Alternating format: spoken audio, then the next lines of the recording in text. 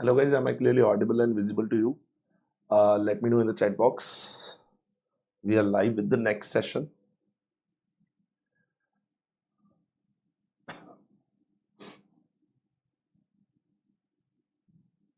Just let me know in the chat box.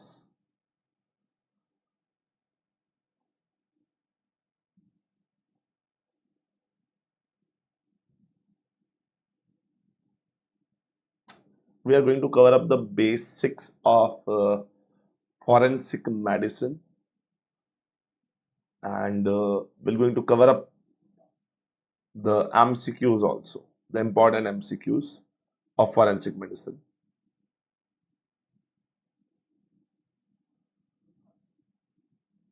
Just let me know in the chat box, guys. I'm waiting for your replies. Who guys are watching live, please try to reply me in the chat box. Give thumbs up so I understand. Yes, you are that I am audible and visible clearly. I can see on my the second screen is clearly audible and like it's visible and audible also. But I want thumbs up from your end. Good evening. Good evening. Hello. Is it everything is okay? Should we start? Should we start this session?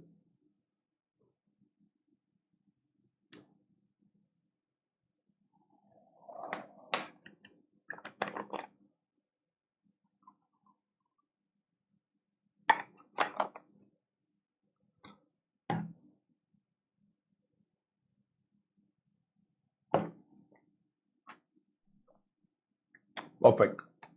I got the thumbs up. Now it means it's going perfect. Let's start the session. Let's start the session. So we are talking about in this session, we are going to talk about forensic medicine and toxicology.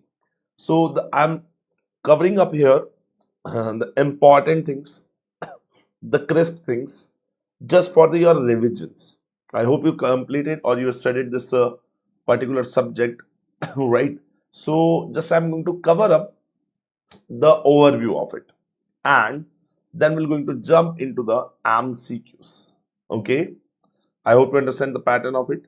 So first of all, we are starting with the introduction to the forensic medicine and what are the medical ethics. Okay, the question which is coming on again and again on the medical ethics, we have to talk about that.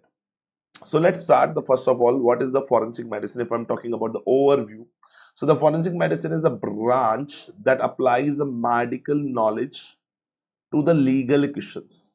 Okay, so the legality and the medical knowledge, the both combines over here in the forensic medicine, and it helps to the judici in the solving medico-legal cases.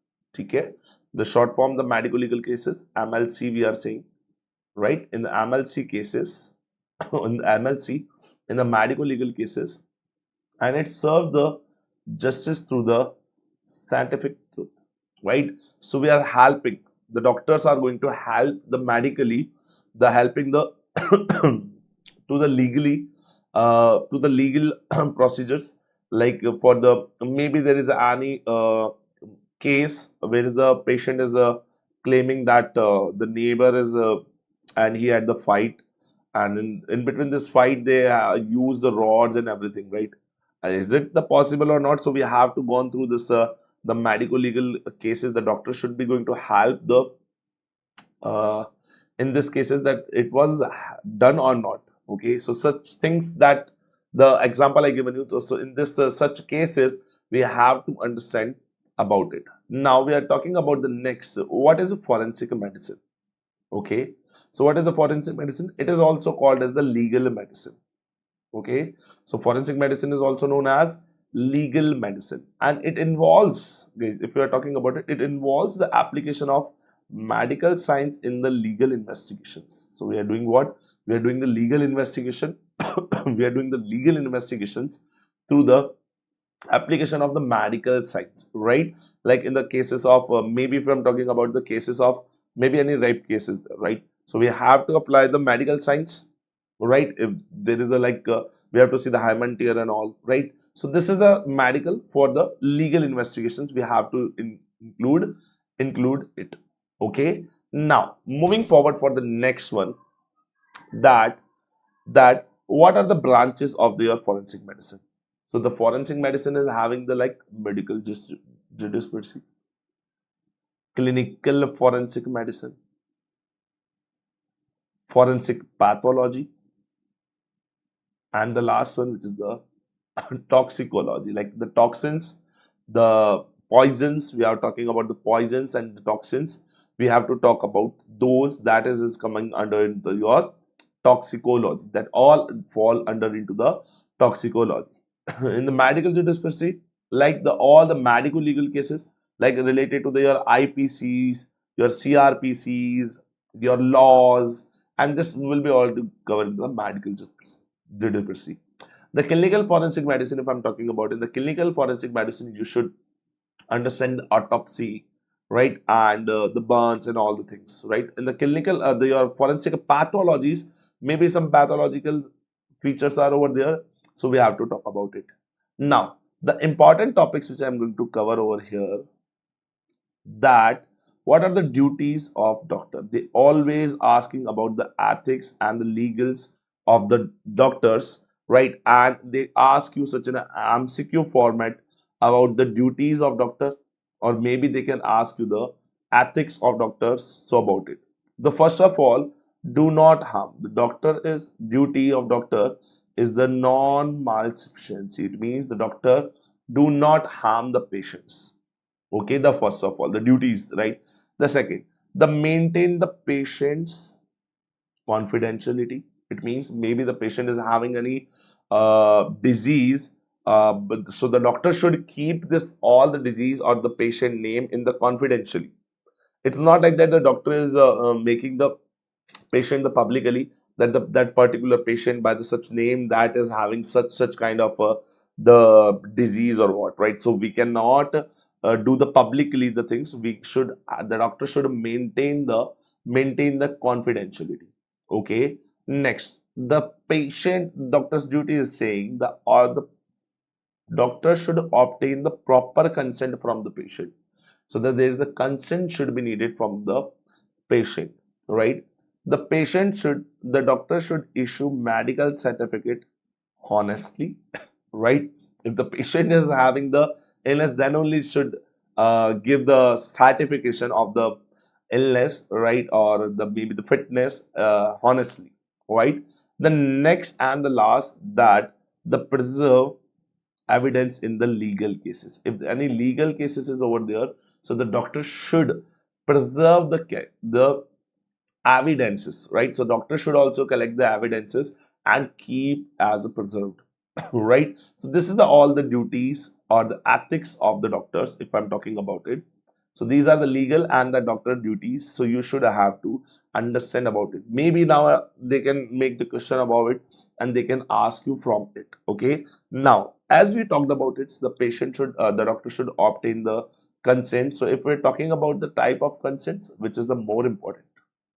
Okay, so now the example, the types of content we are going to tell you, the definition is also I'm going to tell you and I'm going to show you the example also, like which example is here for the this particularly. Now you can see there is the informed type of consent. By the name you are understanding that such something informing over there in this informed type of the consent. And if I'm talking about it, the informed, like definition of this informed consent, this is clearly mentioned over there that this consent after full information is given, right? Like example is given the surgery. Like I told the patient came to me, the patient came to me and I told the patient that you have the appendicitis, and due to this appendicitis we have to do the surgery, right? I given the all the information. Are you ready for this surgery? This is are the risk factors are available for these surgeries, and this is the things all over. So I given the all the information to the patient and I asked him about the consent. That is known as the informed. Okay, the next, implied. Implied consent. What is the mean of the implied consent? This is the understood from the patient's action. This is understood from the patient's actions, like the checking the BP. So this is the implied consent. Like if I ask the patient to give me the hand, I'm going to check the BP. So this is the automatically understood by the patients, right? So the patient is giving you hand and everything. So this is the coming into under the implied consent. It is coming under your implied consent. So we confirm the informed implied. The next, which is your express consent. This is the clearly stated verbally or the written. So we have to tell the patient clearly by maybe the verbally or maybe in the written formation.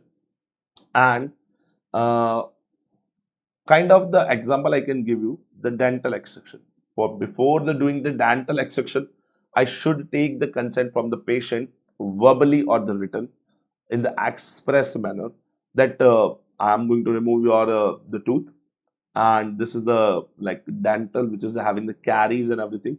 We done with this all this the processes to save this teeth, but now is not possible, so I have to remove it. So this is the, as I talked with this, the clearly I stated the patient that I have to do this.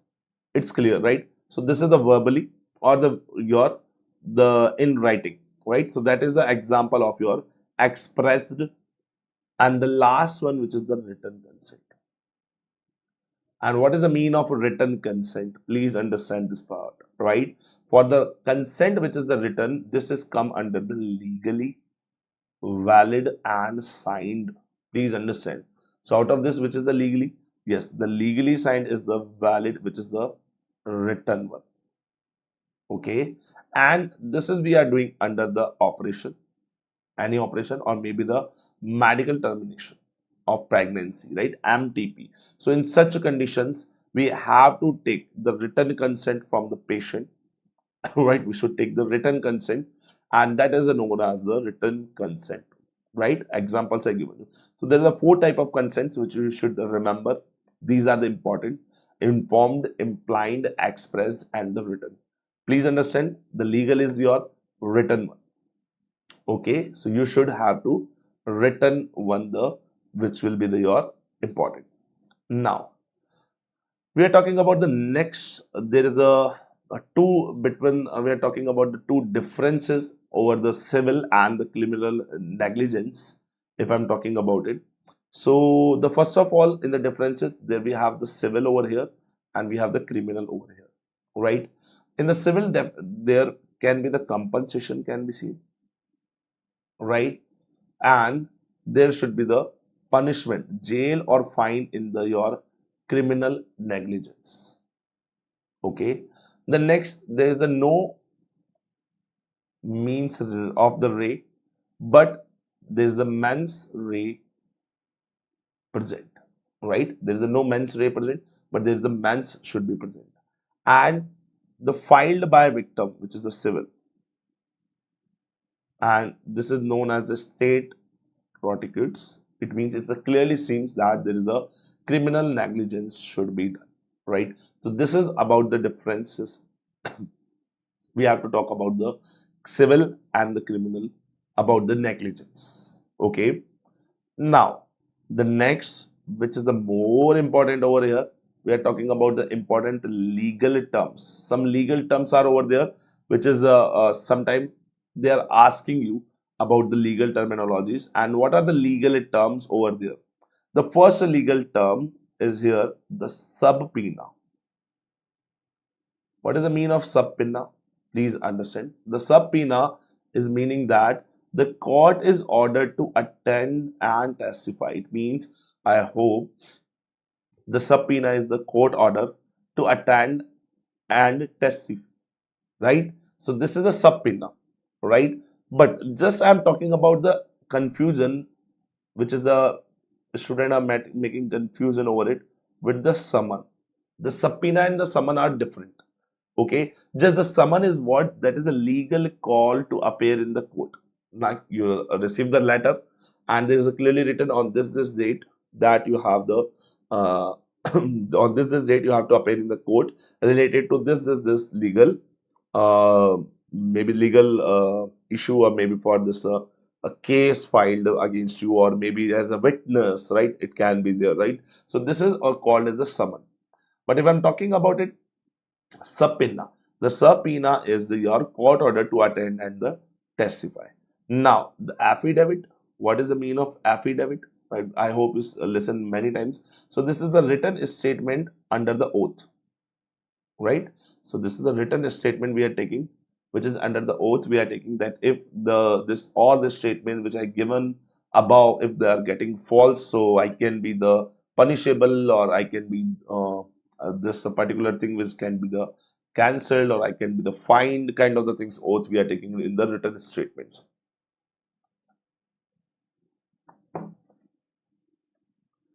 And the next we are having the inquest. What is the meaning of inquest? This is the legal inquiry into the cause of death. If we are talking about and we are finding the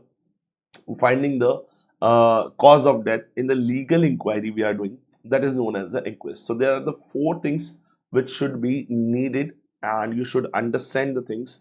That is very, very important, right? That is your what? That is your subpoena, your affidavit, your summon, and your inquest, right?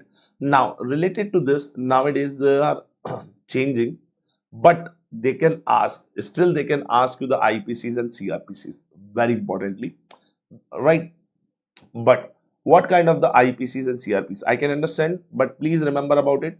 There are the very less chances that the newly updated one they can ask you, but yes, they will be, of course, they will be going to ask you the old one regimen only, which is the IPC and CRPC.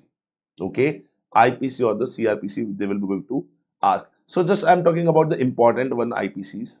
What are the important IPCs? IPCs of 44 is saying the definition of injury. IPC 84 is saying the act of an insane person. I hope you know about the McNaughton rule, right? McNaughton rule. Yes, this is the IPC, under the IPC 84, which is the act of an insane person.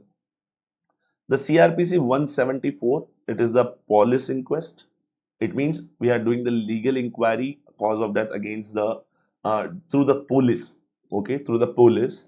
But if I'm talking about the CRPC 176, that is the magistrate inquest, okay, that is by the magistrate inquest. And now related to this only, like I given you the MCQs also over here. Please tell me, assigned from label. The patient agreed to the procedure after the risk explained. I explained all the risk to the patient. Like this is all the things, and this all are the risk are for this particular procedure which we are going to through this. And I'm asking you the question: the type of consent. Which type of consent is that? That I already explained the everything. I already explained the everything to the patient, and now tell me which kind of, I'm asking you, this is a which kind of inquest is it? I'm waiting for your answers, guys. Please try to reply me in the chat box. Who guys are watching live, please try to reply me in the chat box. Which type of consent are seeing? This is the implied, informed, proxy, or the blanket, as I just told you. Guys, please understand the thing. As you are informing the patient, this all the things after the risk are the all the explained, right? So you are taking which? You are taking the informed one, okay? You are taking which consent? You are taking the informed consent, okay? You are taking the informed consent. Understood? So answer should be your B, informed consent. Which court handles the medico-legal criminal cases? Now tell me, guys, what should be your answer in these cases? Like which court will be going to handle the medico-legal criminal cases? Please understand, I added already medico-legal criminal cases. We are talking about the criminal cases. I'm waiting for your answers, guys. Try to reply me in the chat box. Try to reply me in the chat box. Which kind of medico-legal cases medico-legal criminal cases will be handled by the court. Which court? Very good, guys. Very good.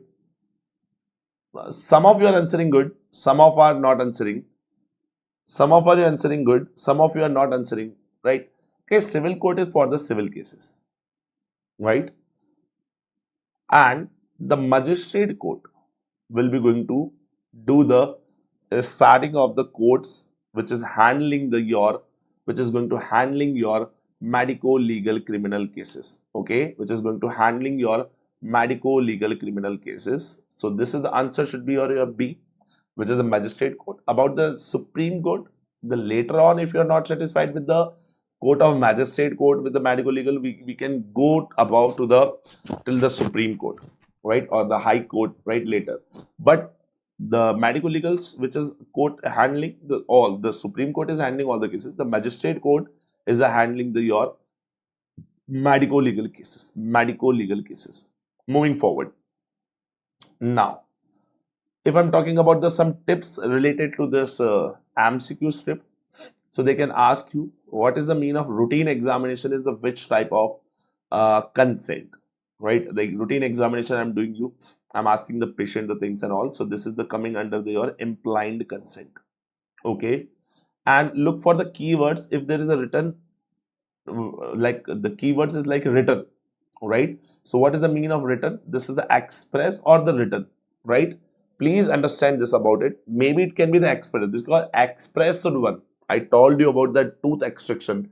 The will be the verbally or maybe the written. So in the written, they can be the express or the written consent. And after the explanation, this is the informed one. Yes, if there is a given the after explanation of the risk factor, after explanation of the all the things, this like if the mentioned in the question, if they mention in the question the word like after the explanation of this, so you should understand that means you should understand that means this is the your informed consent. What is this? That is your informed consent. And if there is a question is related to the negligence question, right? And if they are asking about the punishment, so please understand there is the criminal, else the your civil.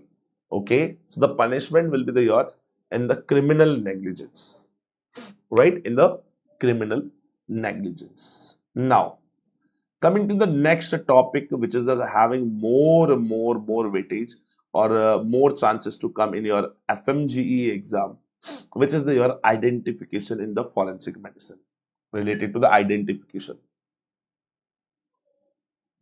What kind of identification? Let's talk about it. So in the identification, please remember, identification is the process that determining a person's identity.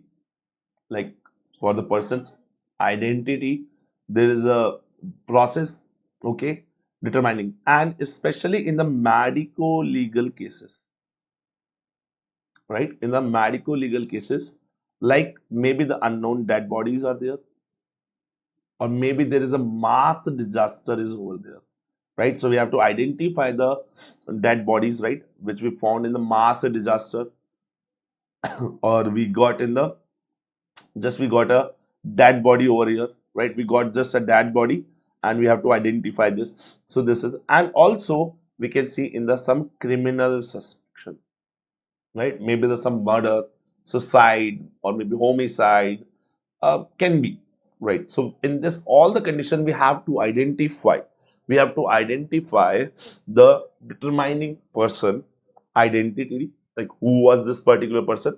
So we have to see by the identification in this only. For using this identification, please understand this part. For using this identification, we have the different methods of identification. What we have? We have the methods of identification. What kind of the method of identification? Please understand there are the method are mentioned and the key points are given to you, like which kind of the method is it or not. Please understand the first of all there is a race, sex, and age. Identifying this is what these are the primary identification clue, like primary. we found a dead bodies. By the seeing, we can tell the patient's age by the finding the dead body. Is it the child?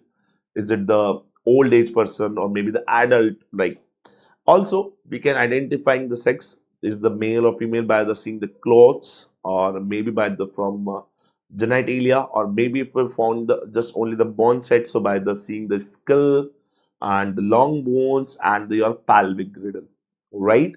By the through this all of it, we can primary identifying. These are the clues.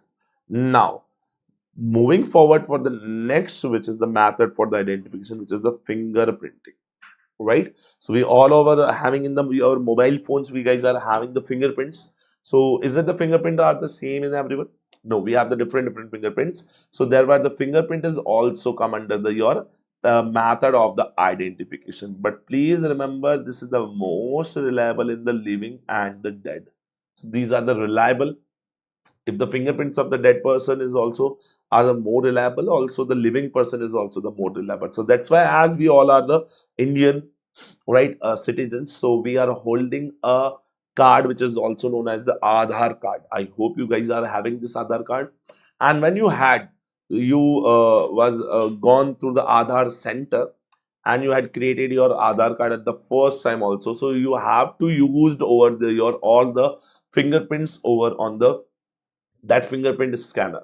And this all the datas are captured by the Indian government, that this particular fingerprints are from this particular individual. All right, so this all are the data is had by the your Indian government, right? So this is the data which is collected, that is your fingerprint, because this is the more reliable, right? This is the more reliable. The next, dentation examination. And this dental examination we are using in the mass disaster for getting the age estimations, right? For the mostly for the age estimations.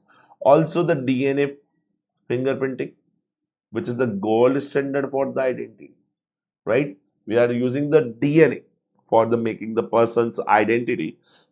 This is the more important, right? Some of the scar, moles, and tattoos, guys, usually, if I'm talking about this, the useful in the visual recognition. By the seeing of it, I can say like that person was having a tattoo over the, like in the mark identification, we given you that the dead body was found in the near the near the forest, and we found over there the person is having a big tattoo over on the hand, like on the your forearm with the ring type of the tattoo is over there, or kind of we can say the moles, a small scar will be seen, or the scar over the chest, or maybe kind of the things we can give in the for the visual recognition of the patient. And the last one, which is the next, which is the superimposition. I hope you know about it. That what is this superimposition? We are comparing the skull with the old photograph, right? So we are comparing the skull, the patient like dead bodies, or maybe we found the skull only, and by the seeing the images, right? By the seeing the some photos, like maybe in this area there is a the 20 or 30 people was missing over there, and we found a dead bodies, or maybe just we found a skull over there, the bone set we found, the only the skull we found, or the all over the bones we found uh, near the forest. So what we are doing, we are matching the photos with that particular skull in the doing the superimposition, like this skull is belonging with this person or not, right? That is a superimposition, right? And we have the superimposition persons we are doing the which is the technicians, we can say, that is doing the superimpositions, right? So these are the method which we are having over for the identifications. Also, now we are talking about the age estimation, like how we are doing the age estimation of that particular identification of the dead bodies. So starting with the first one, which is about the your age estimation. So we are dividing the age estimation into the different groups. Like first one, which is the fetus, second is the child, third is the adolescent, and the fourth is the adult. Now, the first of all, if I'm talking about the fetus, we can go through the crown rump length, first of all, and by the ossification. What is the meaning of ossification? The bone ossification, by the seeing it, we can tell the age of age of the fetus. Okay. The next, if I'm talking about the child one, in the child we can see the eruption of the teeth, like which teeth are erupted, like from the dental formation, like which is the first, which is the second, in which age it is erupting, and also by the seeing the bone growth, like which bones are getting growthing, or maybe the there is a secondary ossification centers are available or not, we can see in the children's. Also in the third, which is adolescent, we can see the epiphyseal fusioning, right? So the bones are getting we can say the growth of the bones are seen over there, and if there is epiphysis of this bones are getting fusion over there, so by the seeing it we can identify the age of the adolescents. And about the adult, we can identify the adult by the pubic symphysis and the skull sutures. So by the seeing the pubic symphysis and the skull sutures, we can identify the age of the adult also, right? So these are the age groups and the methods by the which we can do the age determination. Now, if we're talking about the dental eruption rule, as I told you, there is a dental eruption rule. So in the dental eruption rule, please remember there is a 6 month first tooth will be seen, right? In the 6 years, there will be the first permanent molar will be going to see. And between the age of 18 to 25, the third molar, which is known as your wisdom tooth, will be going to erupt. So during this all we have the very big dental formation, but I'm just dental eruption rule, just I'm talking about the three importance, right? Like when the first tooth, there's the 6 month, first permanent molar, that will be going to come into the 6 year, and 18 to 25 year is the age of 18 to 25 year the age of the third molar, which is known as your wisdom tooth, right? Not only this, we have to talking about the your sex determination of the dead bodies. If I'm talking about the sex determination of this dead body, there is importantly we have to see by the some special things like features. What are the features we have to see? And we have divided into the male what will be going to see in this feature, and in the female which features will be going to seen over here. If I'm talking about the skull, the first one which is the very important is the skull. So in the male we have the prominent brow, and there is a squared chin, right? So we can see there is a prominent brows will be going to see in you, and there will be the square shape of the chin will be going to seen over there. But if I'm talking about the female, there is a rounded chin, and this the totally skull is rounded, and the small mastoid, the mastoid is here, right? So the smaller mastoid will be the features of the skull in the female. Okay. Next, if I'm talking about the pelvis, very important for the identification of the sex determination, that the pelvis is narrow and the V-shaped in the male. But if I'm talking about the female, there is a pelvis is the wider and U-shaped, right? So there is a pelvic is the wide and the U-shaped. The next and the last, which is also giving the identification of the sex determination, that is your subpubic angle. If the subpubic angle is less than 70 degrees, that is belonging that particularly we are saying, we are guessing that this pelvic is from your male pelvic.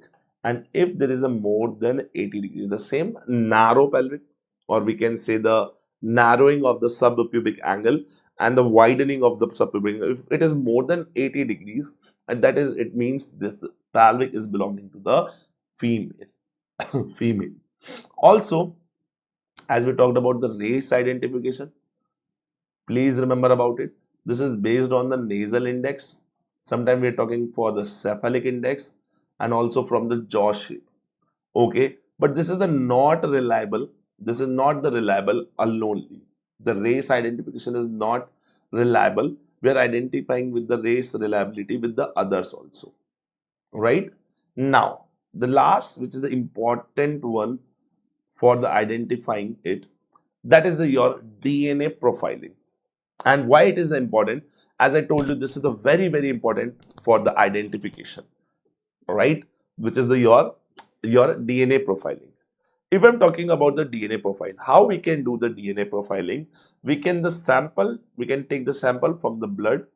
By the blood, we can identify the DNA from the semen, from the saliva, from the bone, and also the importantly, which is the hair root.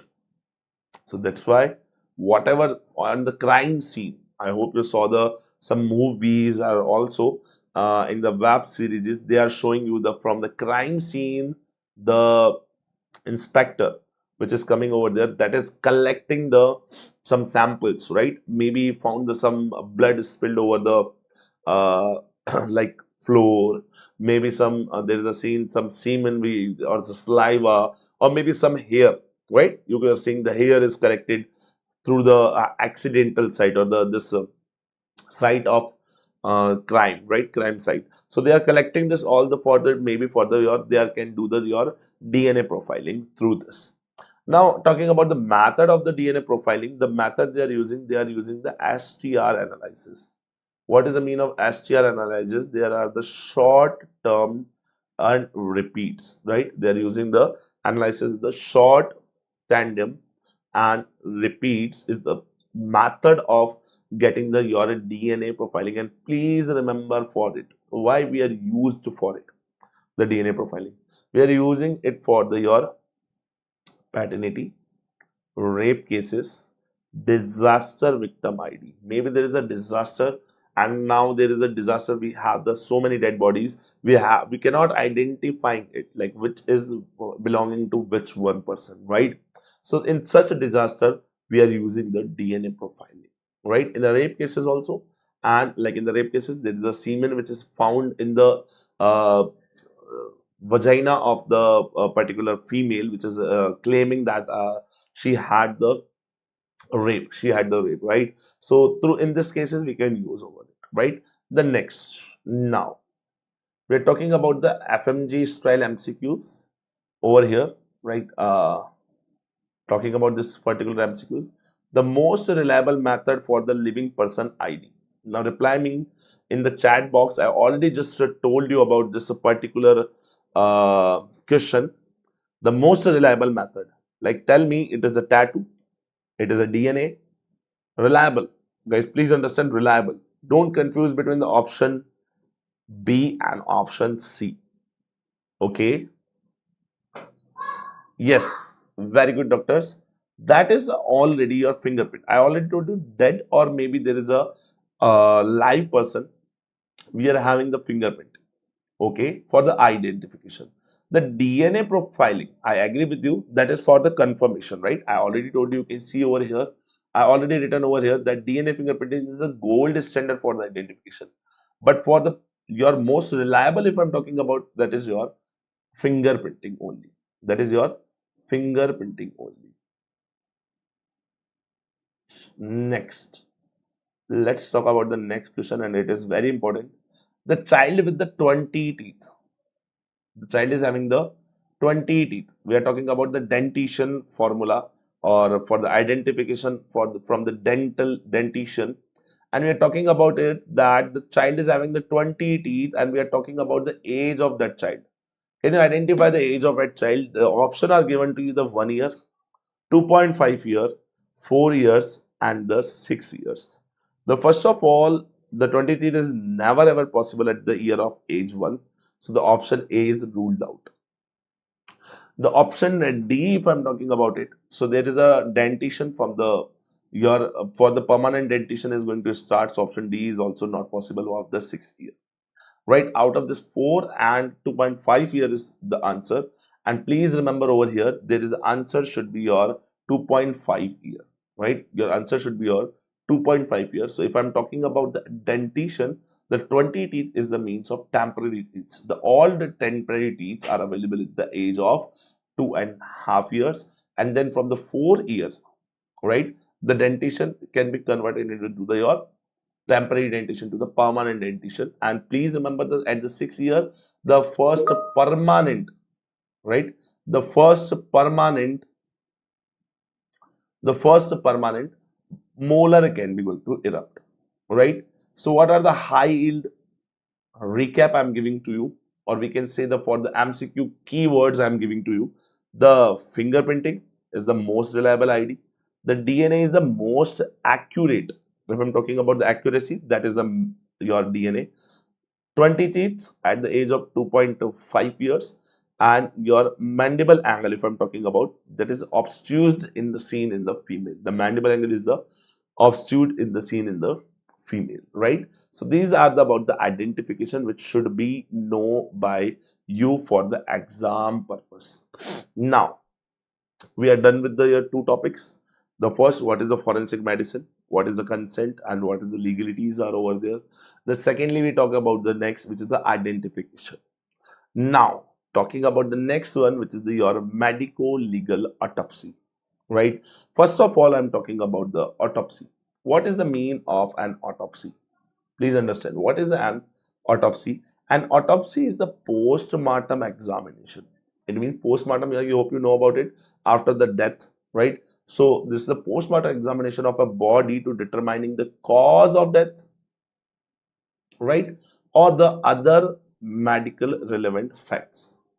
So in the autopsy, what we are doing the post-mortem examination for the determining the body, that what was the cause of the death, or maybe any other. Now the autopsy are the two types importantly. The one which is the first, which is the clinical type of autopsy. What is the mean of clinical autopsy? This is done for the hospital and the academic interest. Like in the clinically, if the old age person is died, so the hospital should give the done by the autopsy, and hospital should give the death certificate that this was the reason. Maybe the heart attack was the reason of this, or maybe this disease was the reason of your, particularly for the your for the cause of death, right? For that, and identifying the cause of death. But if I'm talking about the second one, which is the medico-legal autopsy. In the medico-legal autopsy, please understand by this is ordered by legal authorities. Okay, so the clinical autopsy can be done by the family members, right? Maybe the patient's family member is asking to the hospital, or the for the hospital to the asking, they are asking that what was the reason of the death, or which disease was the reason of this death. So that can be the come under the your clinical autopsy. But if we are talking about the your medico-legal autopsy, that ordered by a legal authority, the first of all thing, and to the determining the cause of the unnatural death, right? So the medico-legal autopsy are not done in the natural death. They are come under the, mostly they are by the legal authorities, they are come under unnatural death. And this is the mandatory in the suspicious death, and we are doing in the mandatory also in the suspicious death. Maybe like what kind of the suspicious, maybe the patient, the a person was there, they are we saw a news over there that the person was alone, living alone at the home, and past 4 days he was not seen in the colony. But when the colony members entered into the on the house of that particular person, the dead body is found on the roof, or maybe the dead body is found in the bathroom, or maybe the dead body is found in the bedroom.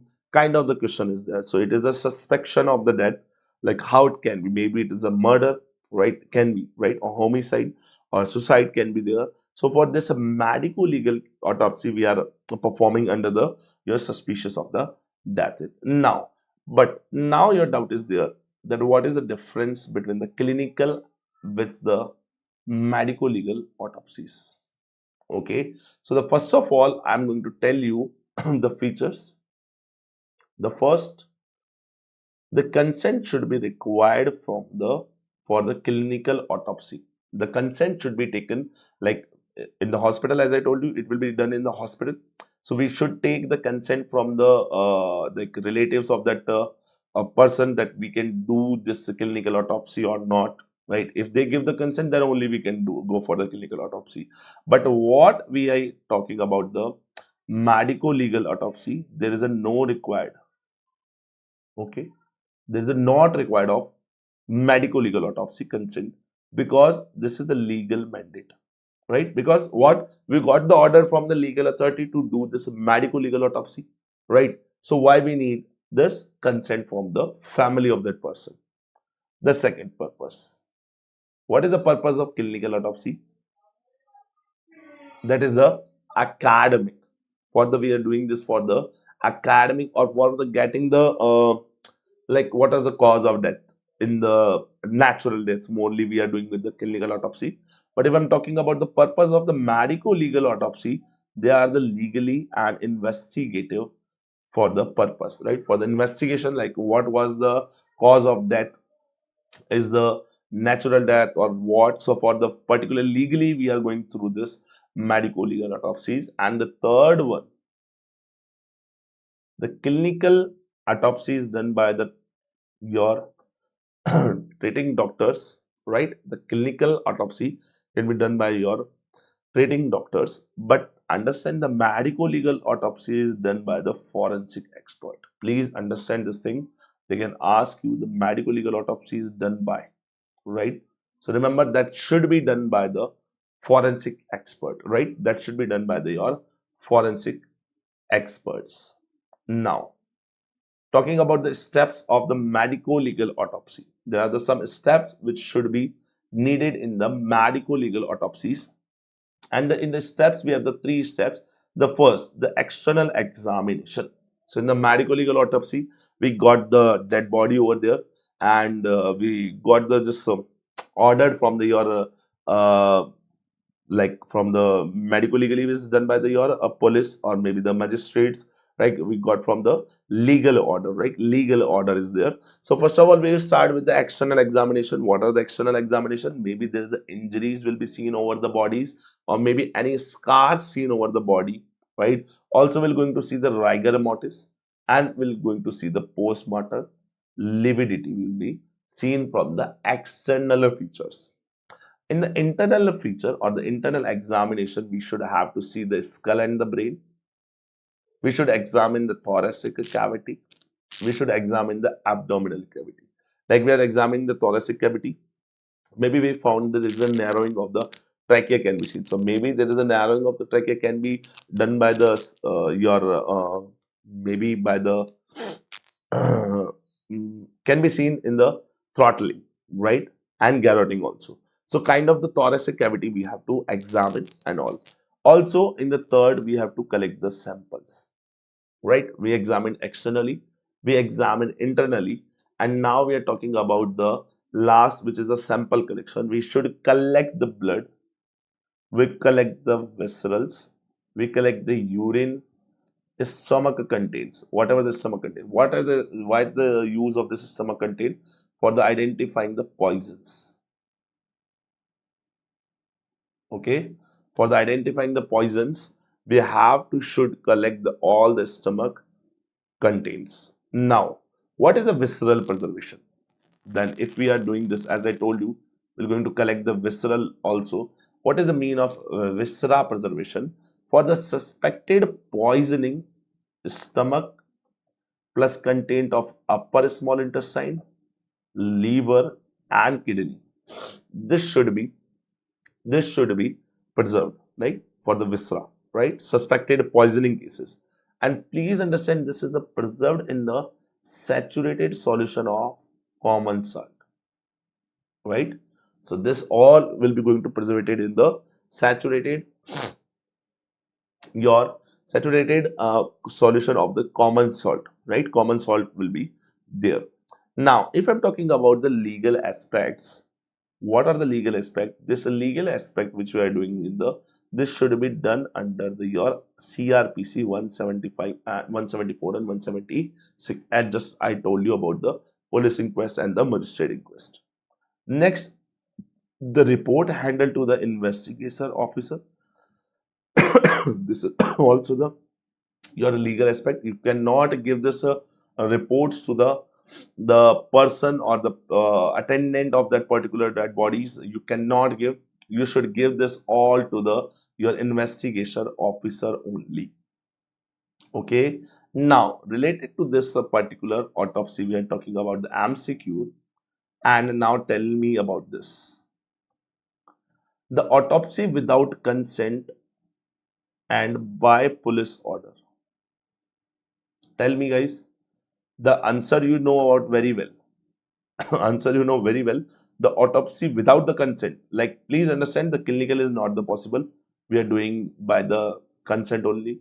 The academic cannot be the possible, and the research is not the possible.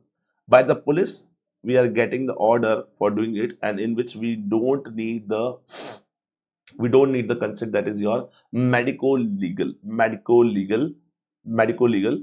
autopsy, right? In the medico-legal autopsy only, we don't need any consent, and please remember, it is ordered by the police. Understood? Or we can say the legally, right? Very good. Answer is B. Moving forward. Now we've finished with the autopsy topic, and now we are moving forward for the next topic. Now the next topic is we are talking that is the injuries, and what kind of injuries we should have to talk. We have to talk about the mechanical injury. We should have to talk about the regional, firearms, and the burns. These are the injuries can be possible, and importantly, they are asking you frequently in your FMGE exam. So I'm just summarizing this all the type of injuries fastly. So first of all, we are talking about the types of mechanical injuries. What type of the mechanical injuries are there? So these are the injuries, and these are the features which should be seen in this. So the first of all, we have to see the first injury, which is known as abrasion. The first injury which is seen over there, that is called as abrasion. And what is the abrasion? The abrasion is your superficial loss of epidermis, right? What will be going to seen in this abrasion? In the abrasion, there will be the superficially from the above the loss of the epidermis will be going to see. Not only this, if I'm talking about the second mechanical injury, which is known as a contusion, okay, right? There is a contusion. So like if I'm talking about the abrasion, so I hope you know about the road traffic accident by the bike. If the bike slip over there and the road, the hard surface and the soft surface will be going to friction over there. So there is your superficial loss of the epidermis will be seen. This is called as the abrasion injuries.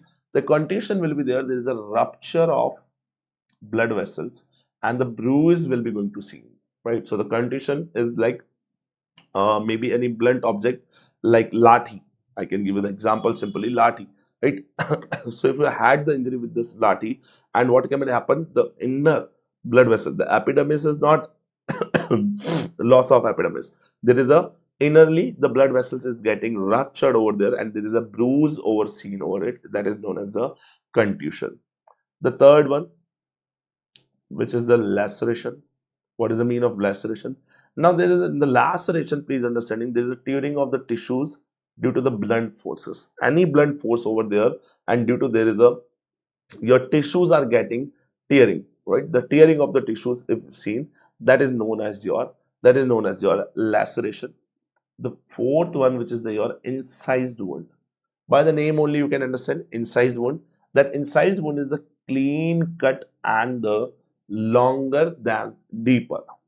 This is the more longer than the deeper, and in the incised wound is this. It means incised wound is a clear cut. It means they don't have like the margins are clear cut. The both margins will be going to see the clearly. Okay. The last one, which is the stab wound, is stabbing. The stab wound is your deeper than wider. Okay, so stabbing is the more deeper than the widening is not there, right? But incised wound is the longer, cut is the longer than the deeper. Okay, so this is the type of your mechanical. So these are the types of your mechanical injuries which can be asked frequently in your FMGE exam. Okay, now we are moving forward for the next, which is the Caristic test. Okay, now what are the characteristics? They are given to you like abrasions. They may be the show the pattern like the tire mark.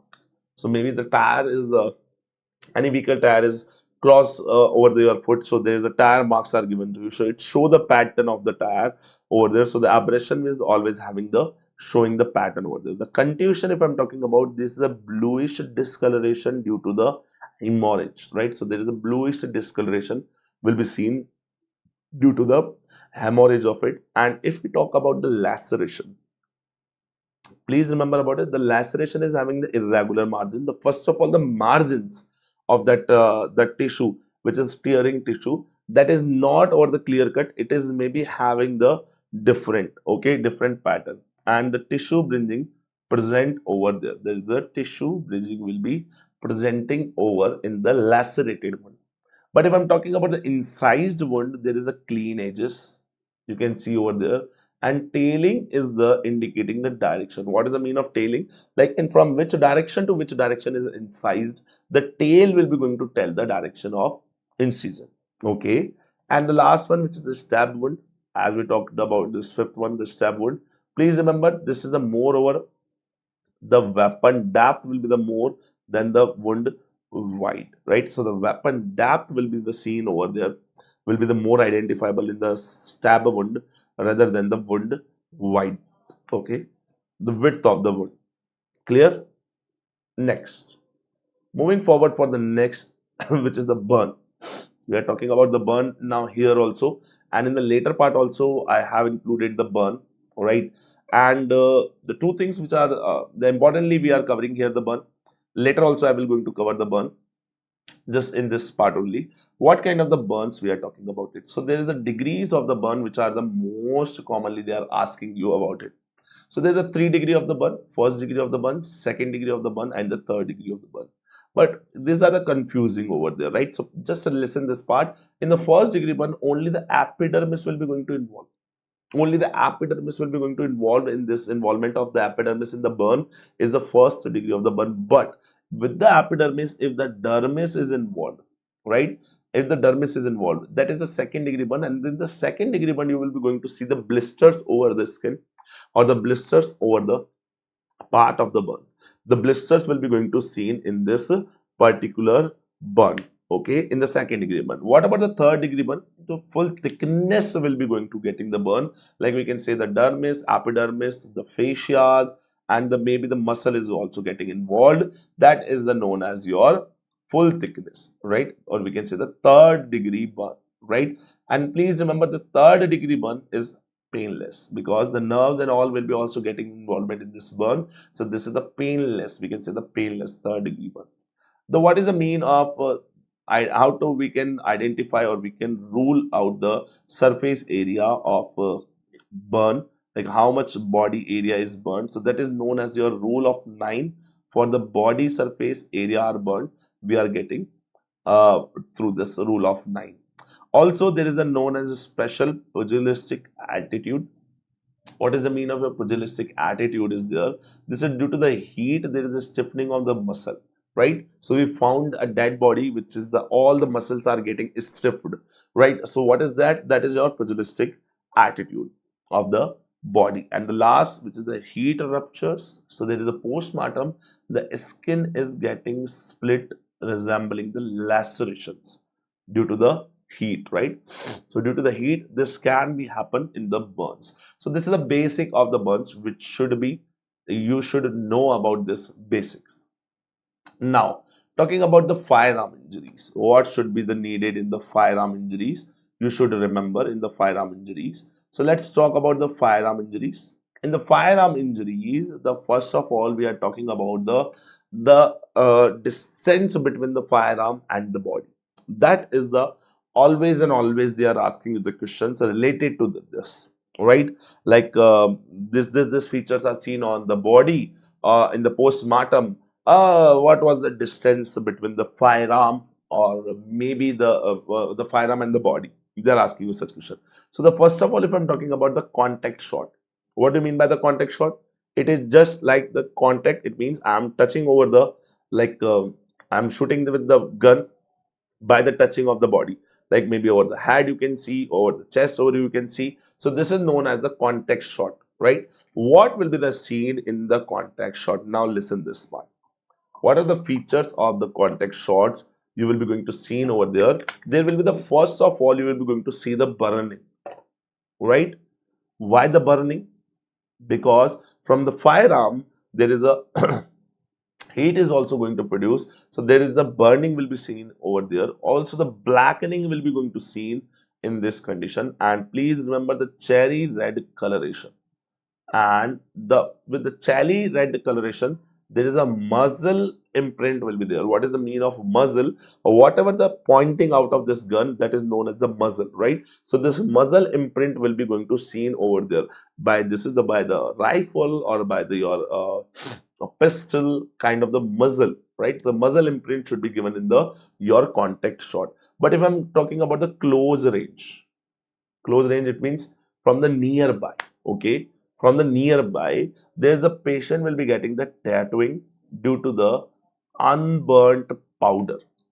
And which powder? Which is the smoke powder we are talking about it, right? So the gunpowder is there, which is the unburnt. So because of it's not burned, so that's why there is a tattooing will be going to seen, and the blackening tattooing will be seen over the skin with the close range shots.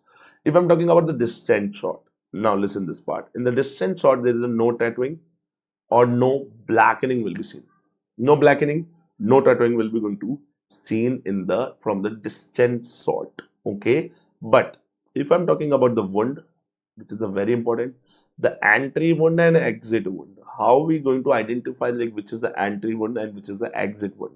For the understanding this entry and exiting of the wound, the inverted margins, like from which area the margins are inverted, margins are going inside. It means the shot of this bullet or the pistol gun the this bullet are coming from like this way, so it will going to invert it. And what will be the exit wound? Please understand, this will be going to invert it. The last in the path, it will be going to invert it the your skin margins and getting out of it. So please, by the how we can identify the entry wound and exit wound, so please remember about it. The entry wound should be, your entry wound will be the always and always having the inverted margins, and your exit would be having the inverted margins from the inside, from the entry and outside. So the like bullet is entering, so it is getting skin inside, so this inverted margins, and as it is getting outside, it is getting the burst, right, like that. So it is giving the inverted margins. So inverted and inverted margins. Talking about the next, regional injuries. What kind of the regional injuries we have to talk about it? So the first of all, in the regional injuries, I'm talking about the whiplash injury.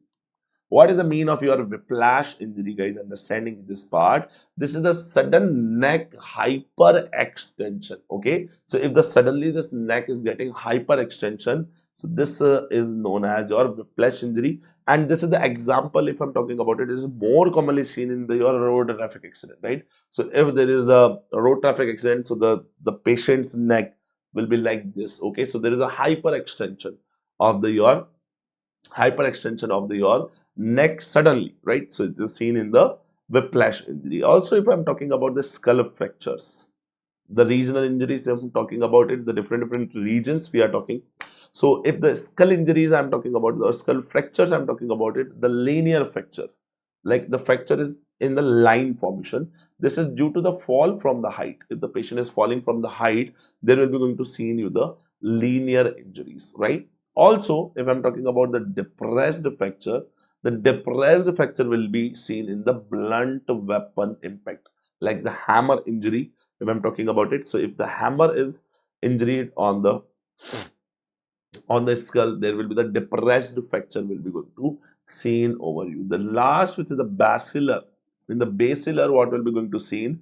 You can see if the your anterior, this anterior cranial fossa, there will be the seen your raccoon eyes. So the blood will be going to come near the eye, periocular region, and it is known as your raccoon eye. If the midcranial fossa, that will be the your battle sign, which is your on the mastoid, you will be going to see find the your bleeding sign over it. So this is the your regional injuries. If I'm talking about the regional injuries, so this kind of the regional injuries can be found in this, right? Moving forward for the next regional injury, which is the brain injury.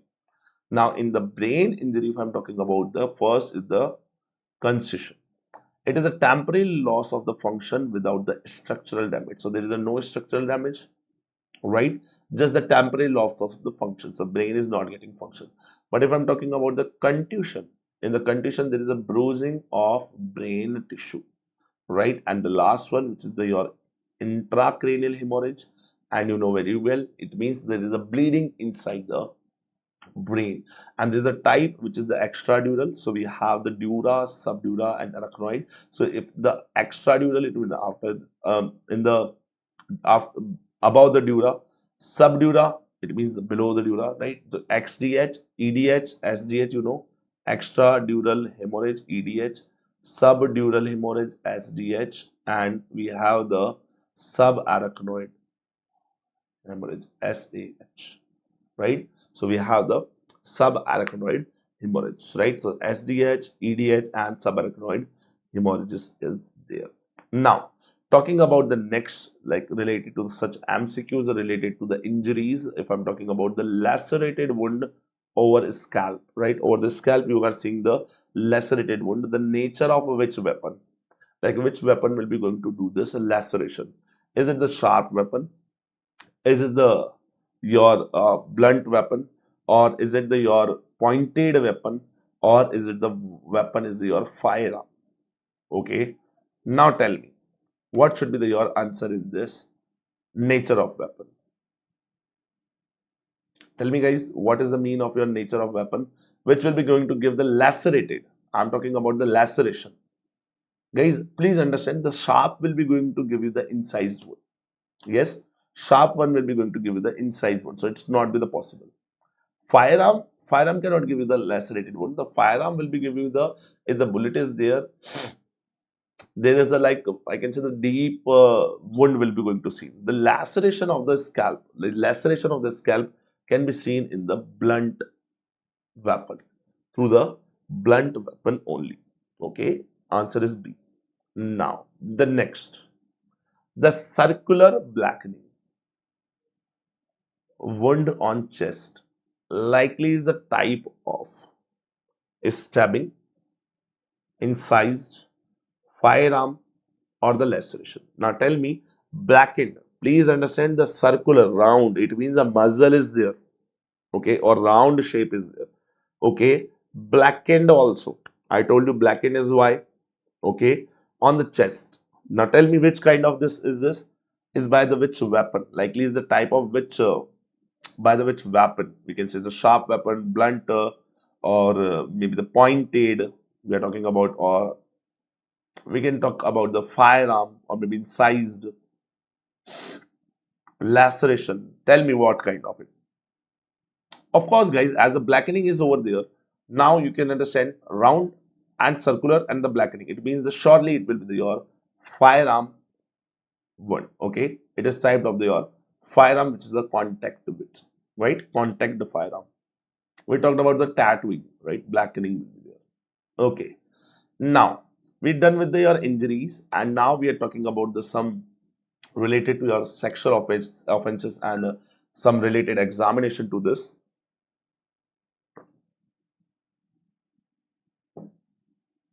Okay, and talking about the some IPCs, guys. Now again you are asking, the newly came, they can ask you. No, they're not asking you such a recent one.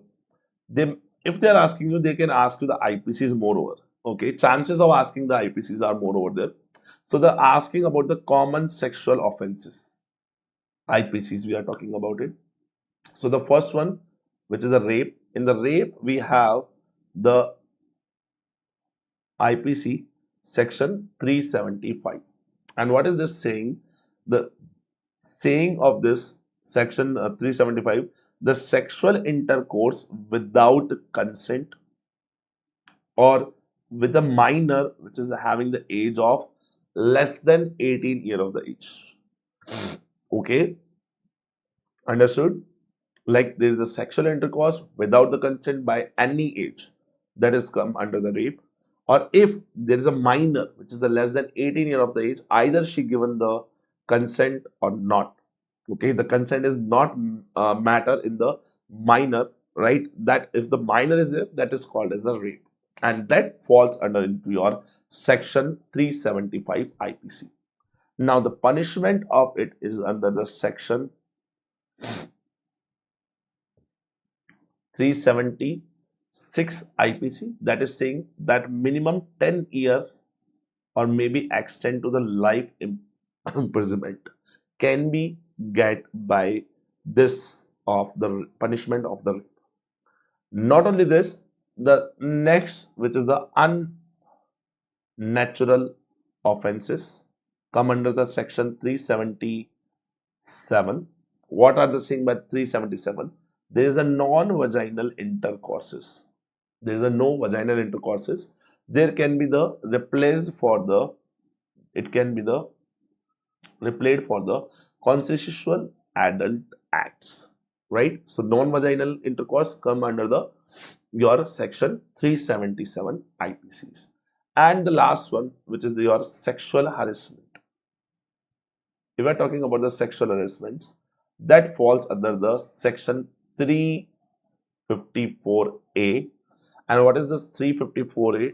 It is the including the unwanted physical contact or the advances, right? Maybe if there is a including, it's included the unwanted physical contacts and advances in under the section 354A. Okay, IPCs. So these are the common sexual offenses IPCs which you have to remember. And now we are talking about the next, which is the role of doctor in the rape cases, right?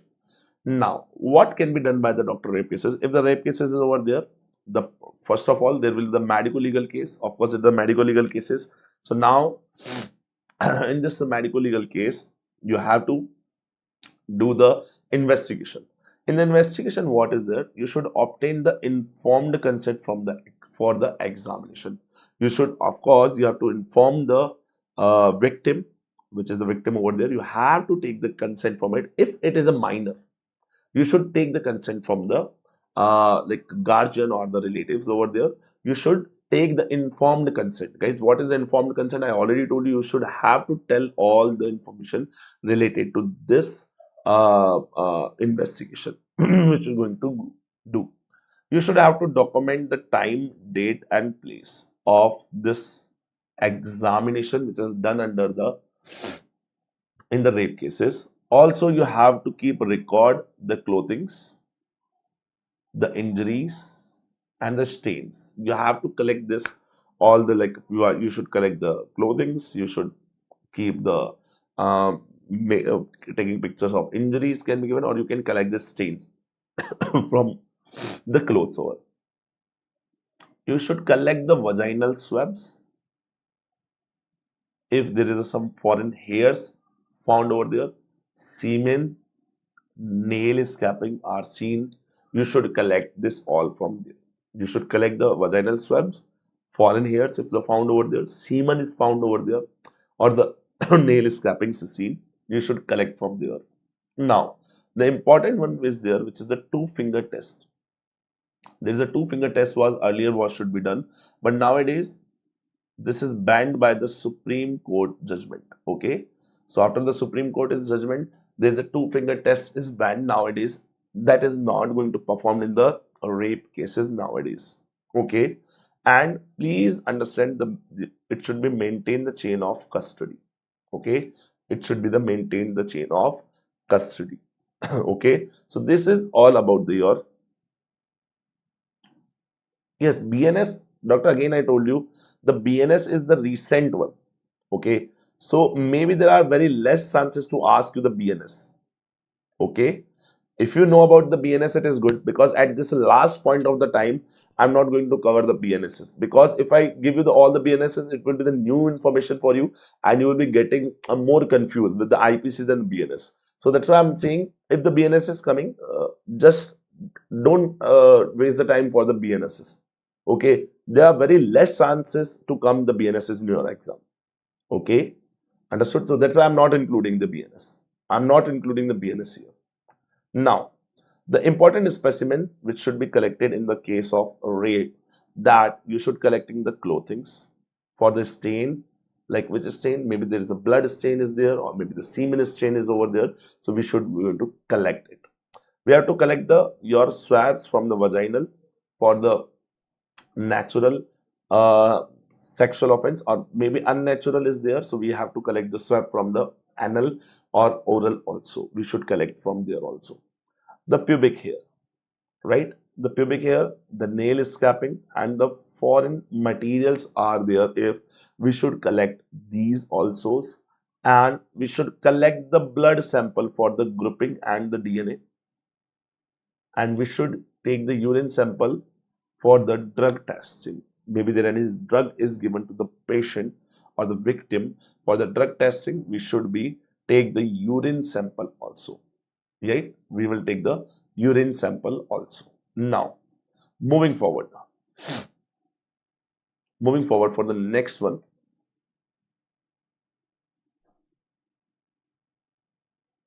Just a minute. Yeah.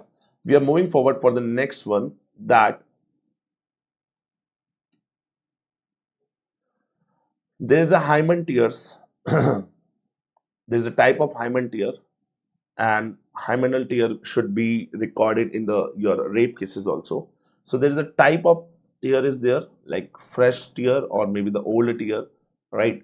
We should be recorded over there, and the significance of it, right?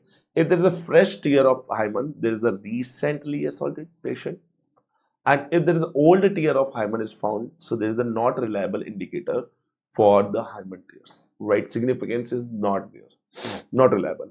The hymen alone is the not confirm or the rule out the rape. Please understand this, okay? And the hymen is cannot alone the confirm the rape. And please remember about it, the virginity is not a medical term.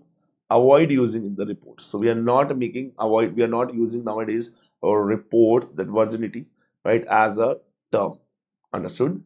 The medico-legal notes, if I'm talking about it, this is identifying of the rape victim is protected under the 228A IPC. And please remember about it, the medical report is the proof of rape, is not a supportive investigation. This is the it is the only support in and the investigation, the allegation. Understood? Proof of rape or the medical reports. Understood? Now, the MCQs are related to the sexual offenses. What is the legal age of consent in India? Now, what is the legal age of giving the consent? If I'm talking about the consent, your mind is saying maybe 21. It is not the 21. Okay. For the your consent should be given at the age of 18-year only. So that's why I hope you remember just now I told you related to the consent as we talked about it, right? So what I told you, if the victim is more than 18 years, we should take the consent from the victim.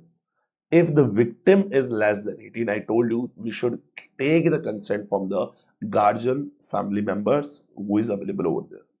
Understood? Now, moving forward, the two-finger test is allowed in rape examination, right? It is depend on the yes, first option, no, depends on the consent, or only in adults. Guys, it is no. Why? Because this is the nowadays banned by the Supreme Court, right? So there is a no more two-finger test is allowed. Okay. The next we are talking about the topic which is asked moreover in your exam. The first, which is starvation and the neglect. What is the mean of your starvation? This occurred during the due to the prolonged deprivation of the food is the starvation, and can be the total starvation where is the no food, or maybe the partial or the malnutrition where is the lack of nutrition in the there is a lack of nutrition in the food. Okay. The autopsy findings. Autopsy finding, there is an extremely thin body, loss of fat and muscle, and the dry wrinkled skin and the shrunken eyes are the starvation finding of the autopsy. Also, there is a scene of the atrophy of the organs like liver and spleen will be seen in the starvation. The gallbladder is descended, guys. Please mark this. Due to the starvation, there is a gallbladder is distended because due to the lack of the food stimulation. There is a starvation, so there is a no lack of there's a lack of food, so there is a no stimulation, right? And because of no stimulation, there is a gallbladder is distended. Now, talking about the empty GI tract, there is a no food will be reduced in the your GI tract. Will not going to find any food in the stomach, small intestine or the large intestine, esophagus. There is no food will be there in the starvation cases. What is the legal importance of this? Right, seen in the child neglect, there are the elderly abuse prisoners, or maybe in the homicidal cases of willful withholding of food. Okay, this is the your legal importances of it. Now, what is the mean of neglect? Let's talk about the neglect. This is the failure to provide the necessary care a dependent individual. What kind of dependent individual? Maybe the infants or the older age or elderly patient, disabled persons or the mentally ill person. That if we are failed to provide the necessary care, that is no come under the neglect.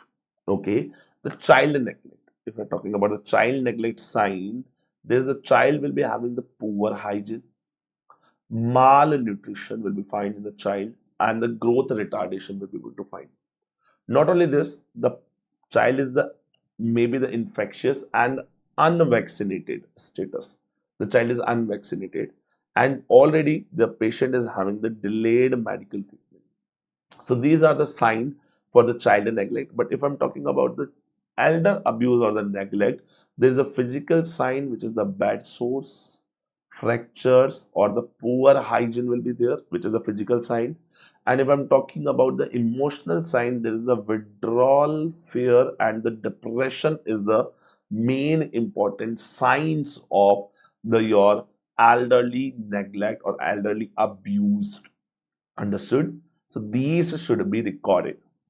Okay. Now, if I'm talking about the MCQ of it, the gallbladder is case of death due to the starvation. As we already told about it, it is a distended as there is a no food stimulation will be found over there. So this is the found as a distended.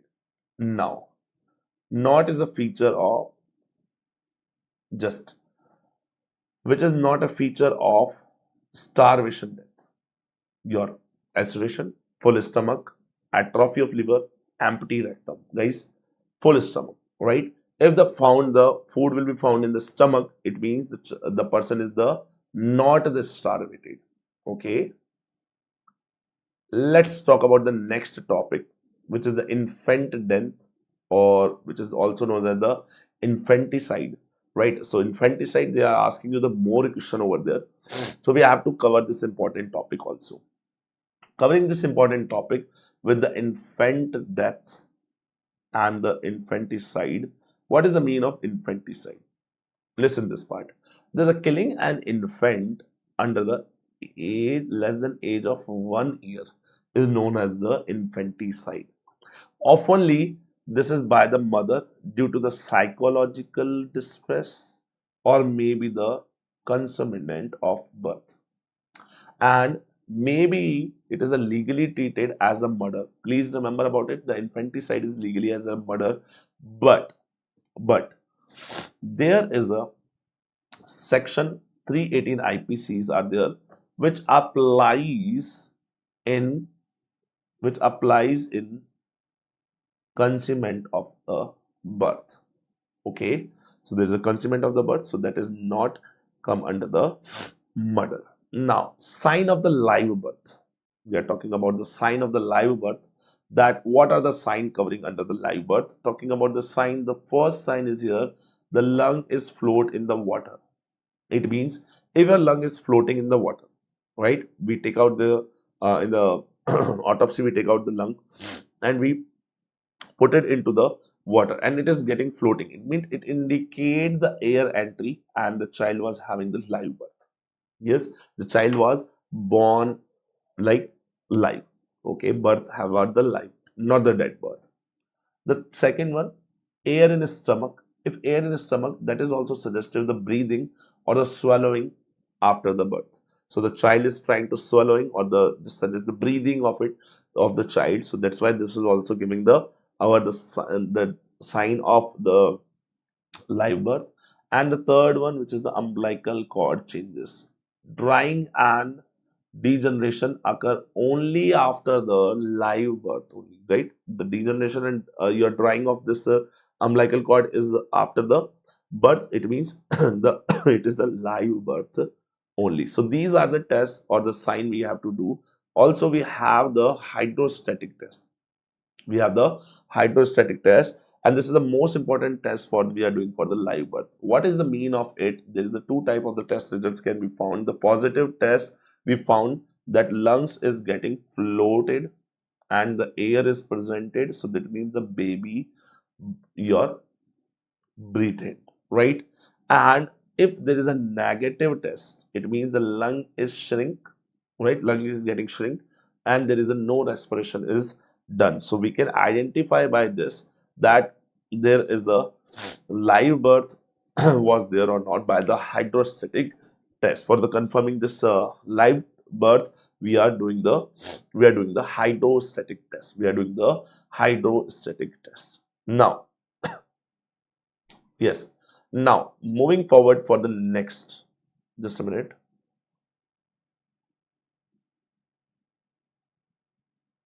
Yeah.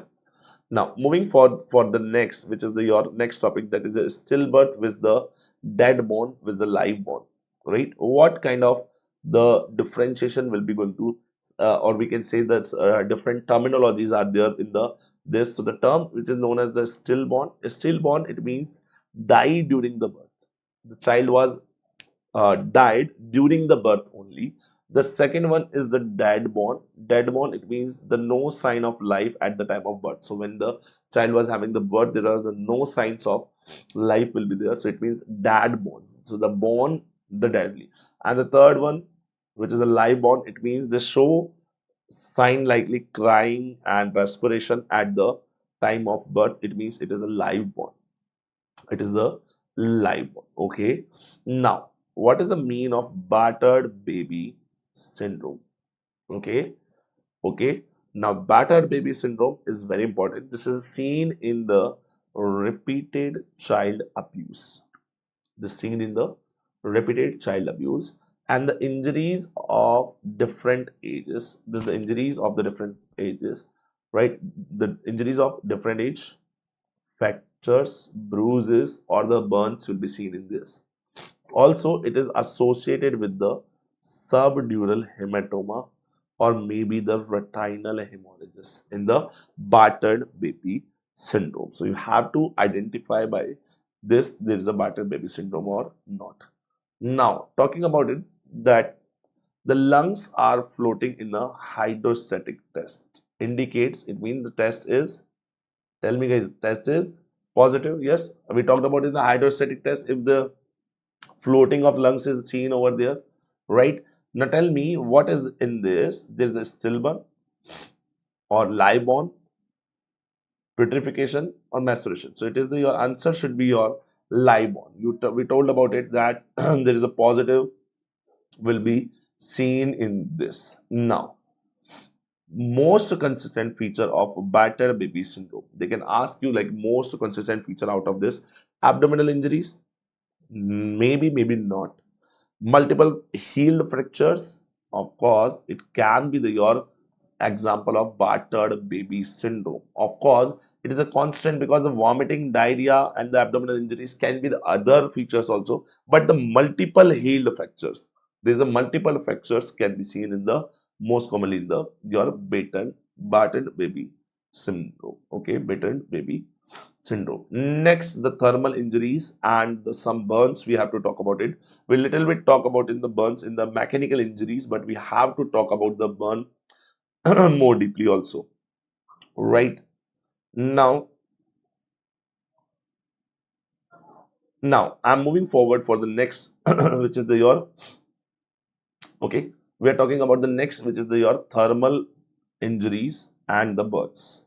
If I'm talking about the thermal injuries, again the type of injuries, just remember type of degrees of the burn. We talk about it: first degree, second degree, and third degree. We talked about it. epidermis only in the first degree, epidermis plus dermis in the second degree, and there is a blisters. Okay, we talked about it. The blister will be going to see, and the all layer will be in the fully thickened, which is the third degree burn.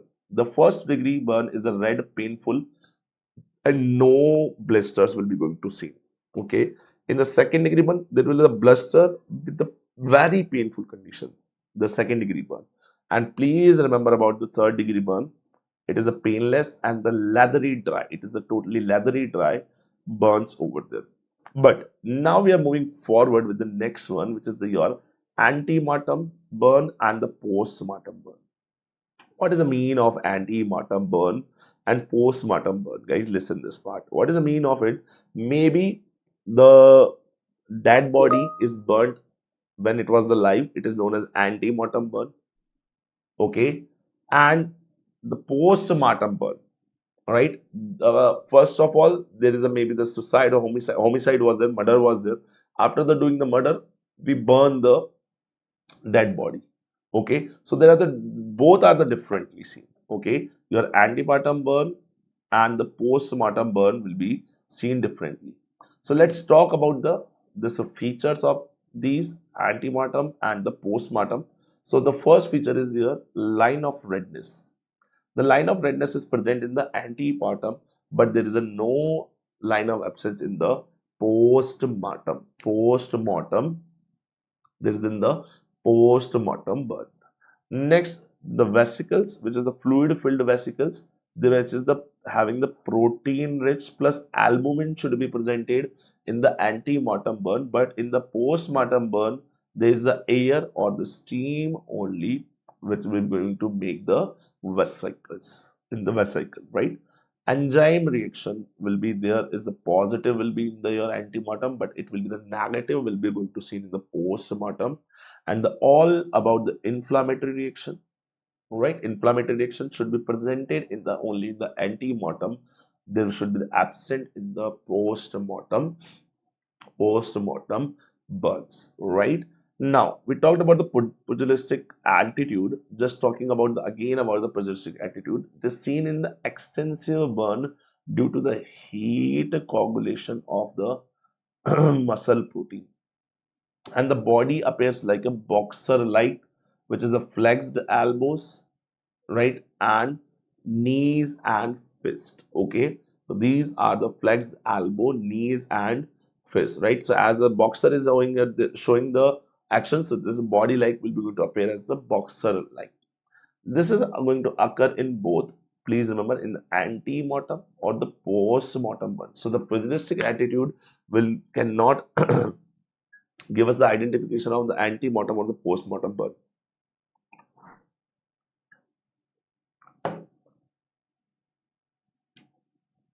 Moving forward, the next we are talking about the,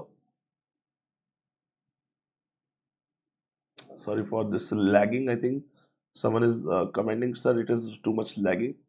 Doctor, I'm checking on my end, it is going good. Just check your internet connection also. Okay, from my end it is going good. Just try to check your internet connection. Maybe there is some issue with your internet connection. Okay, now the next I'm talking about the Quilling ulcer. What is this Quilling ulcer? This is the acute gastric ulcer seen after the severe burn, and this is seen due to the stress and the ischemia and cause the fatal GI bleeding. It is can cause the fatal GI bleeding. The heat ruptures. What do you mean by the heat ruptures?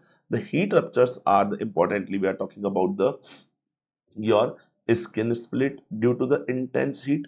If the skin there's a high heat will be there, of course there is an irregular margin and the no bleeding can be resemble the laceration in the heat ruptures, and important due to this is from the differentiate from the other, right? This heat rupture is important because it can be differentiate as the from the your different from the injuries. If I'm talking about the legal points, this determining if burn are accidental, suicidal or homicidal.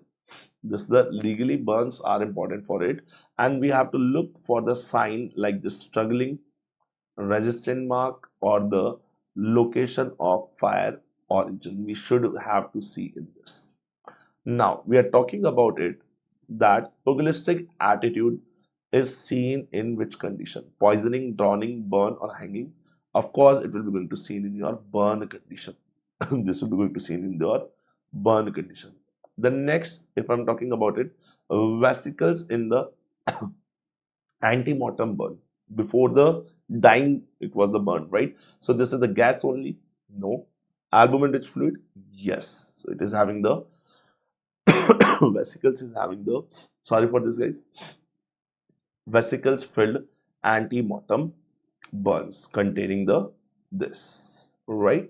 Next, heat rupture differences from the laceration by which, right? How it can be differentiate you from the your laceration, like in the laceration or is the heat burn by the no bleeding. In the laceration there will be the bleeding will be going to see, but in the heat ruptures there will be the no bleeding will be going to see in you. So this was the all the important information which is the related to your forensic medicine guys, which we had I shared with you, right? Just a minute, I'm starting some MCQ series for the you guys to see the important questions of forensic medicine, right? And again this pattern of this MCQ series again in a Q&A form. What is the mean of Q&A form? I'm going to show you the MCQs and you should answer me in the chat box. Just a minute.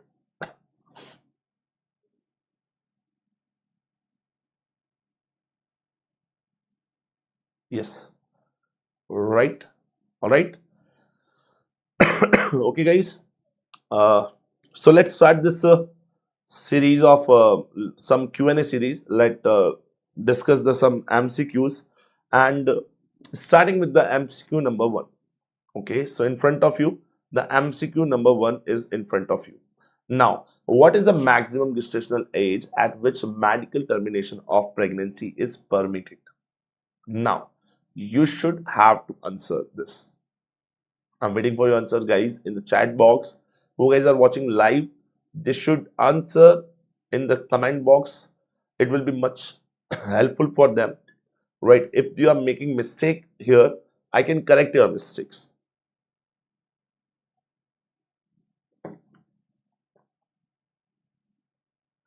Right? I can correct your mistakes. The age is given to you guys 28 weeks, 22 weeks, 24 weeks, and the 16 weeks of the gestation. Now tell me what will be the age? I'm waiting for your answer, guys.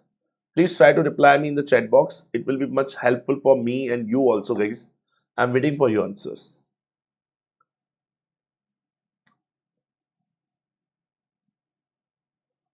Very good, doctors. Yes. Good, good, good. Now listen this part. Yes. Now this the termination of the pregnancy is permitted at the maximum age of the 24 weeks, right?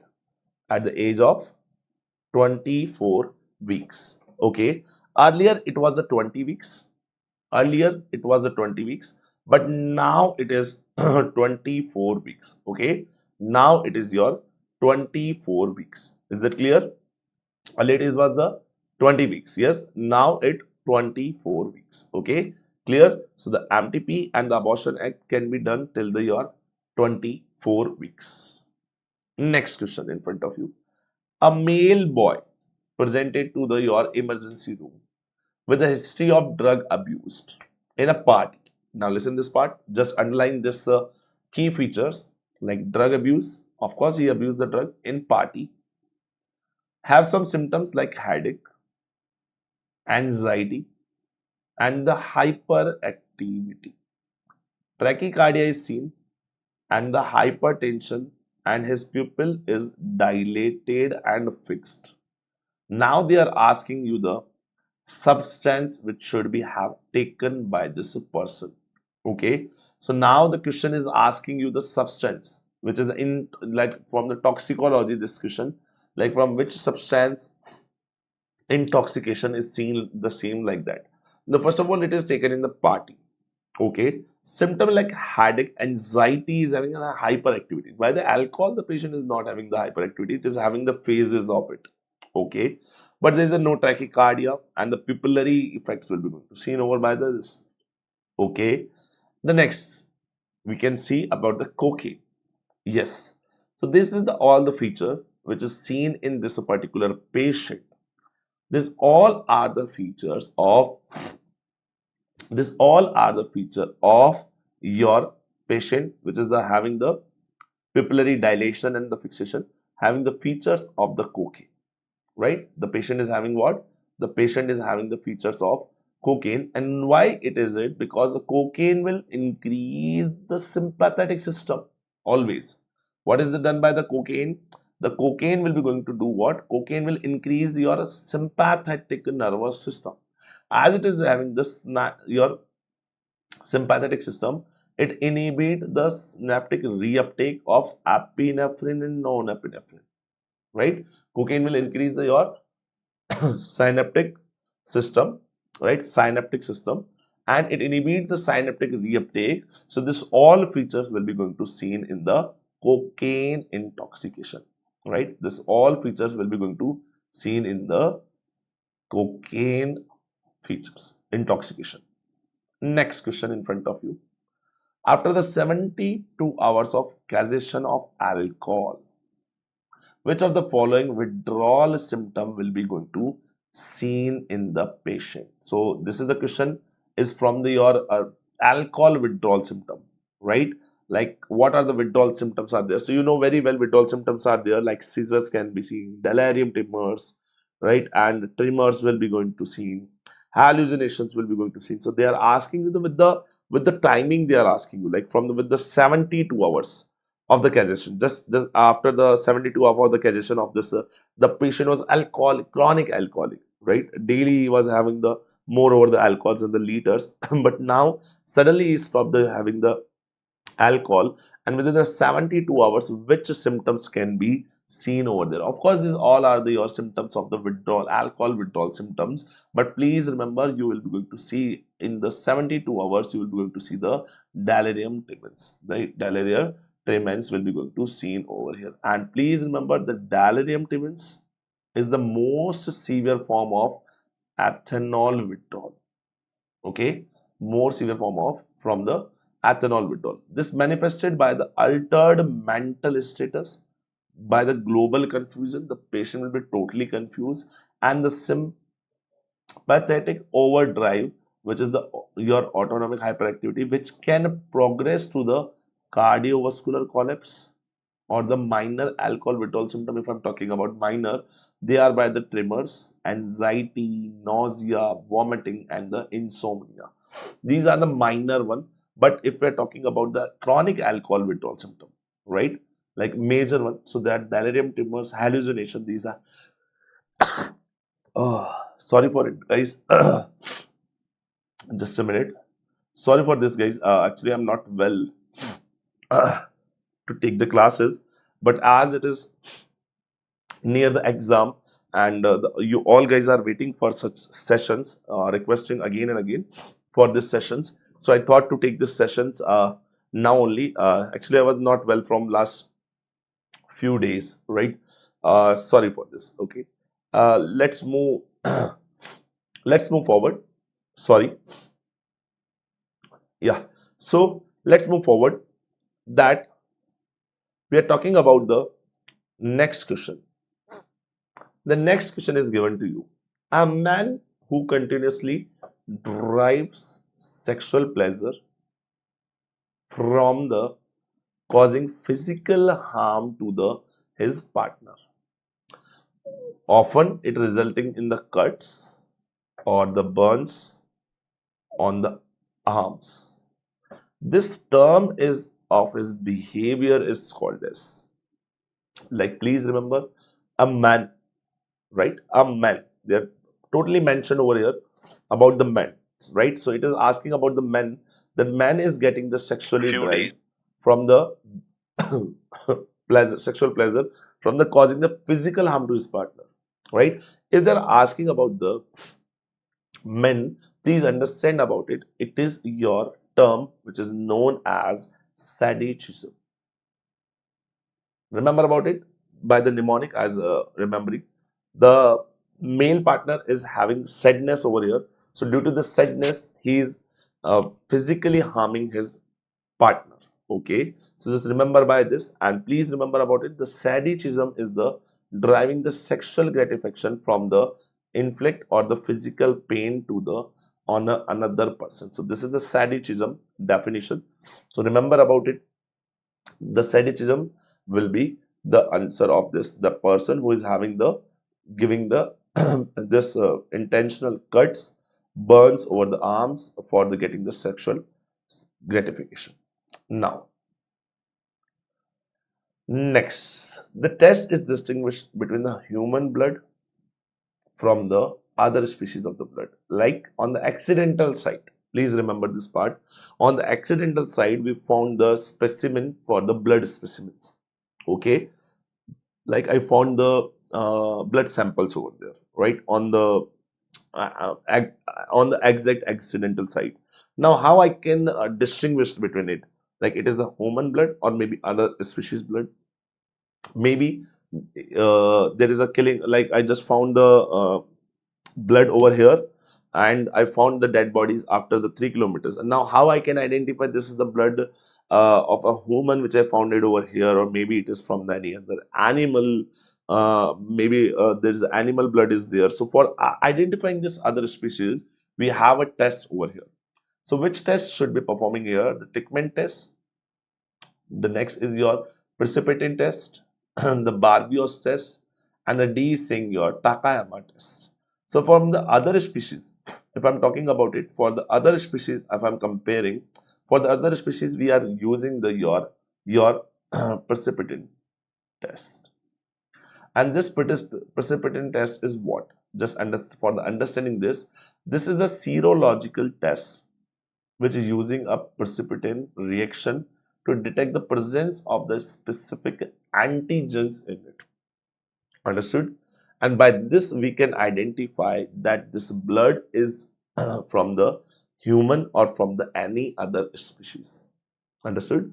For understanding this, we are using the your precipitin test because it is using by the precipitin reaction. Okay, it is using your precipitation reaction. Moving forward, which of the following characteristics is not typically associated with the true bruise? Okay, what is the meaning of this? All it is that this is the following character is not the typically associated with the true bruise, right? Like what is the meaning of true bruise and false bruise? Maybe the falsely caused by the bruising, and the true bruise is over there. The negative chemical test, option A. Option B is the progression of the color of bruise over the time. Option C is the irregular margins, and option D is the presence of the itching. What are the features out of this? The feature, if I'm talking about it, out of this features, there is a presence of the itching is not a typical feature which is of the associated with your true bruising, because the itching is the not the typically associated with the true bruises. Maybe it can be seen in the artificial bruises which is caused by. Okay, now next question on your screen, guys. That next question is here. A male is brought to the emergency room. On the examination, PR pulse rate is your 50 beats per minute.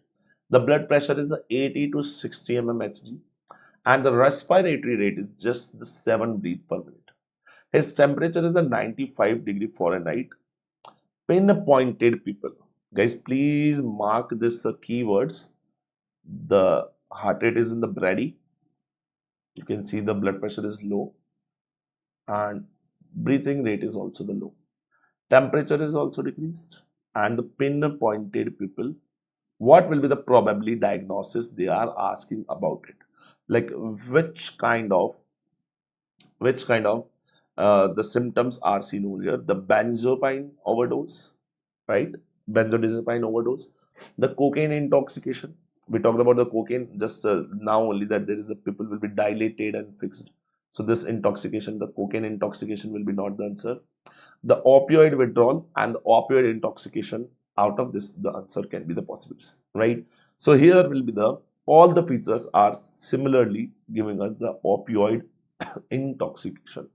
The all the features of it are giving us the what? Opioid intoxication. So if I'm talking about the opioid intoxication, so it can include the alter the mental status, the first of all, such as the patient is having confusion, delirium, or the decreased awareness and the responsiveness. Also, the breathing problems will be there, like breathe rate will be getting slow, and if there is a more intoxication, it can eventually can do the stopping of the breathing, right? Stoppage of the breathing can be seen over there, right? Now, not only this, the next question is in front of your screen. Again, we are talking about related to the blood stain, and we are talking about that which is which of the subsequent tests is not applicable for the identifying the blood stain. Like we are talking about the which is not the task for the identifying the blood stains, right? So which is the test is not for the blood staining, right? And options are given to you: Barbeau's test, Takama test, Techman test, and the your spectroscopic test. So guys, I'm waiting for your answers in the chat box. Please try to reply me in the chat box. What can be your answers? What can be your answers, guys? Yes. Very good, guys. Your answer is clearly your Barbeau's test. Your Barbeau's test is not useful for your blood test. Yes, your Barbeau's test is used for the detection of the sperm in the sample which is collected, or the specimen which is collected from there. Okay, so all the other tests, the spectroscopy, Techman test, Takayama test, this all are related to your blood tests, but your Barbeau's test is not including for the blood test. It is for your sperm test, right? For the sperm test. Moving forward, the next question is in front of your screen, and the clearly mentioned in this question, they're asking you what? They're asking you who is responsible for the handling the investigation in the case of custodial death. Very good question. All right, they're asking you about the custodial death.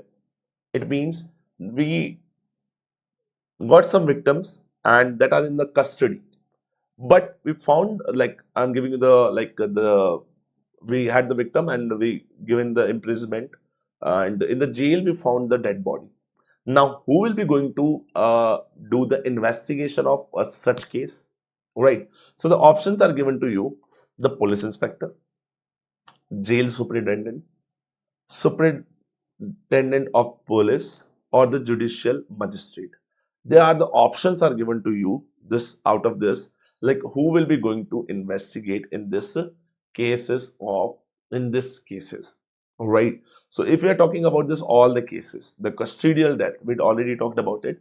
In the custodial death, there will be the answer should be your judicial magistrate. Yes. So out of this all the features, there will be the out of this all of this, there is a custodial death will be the investigated by only and only your judicial magistrate.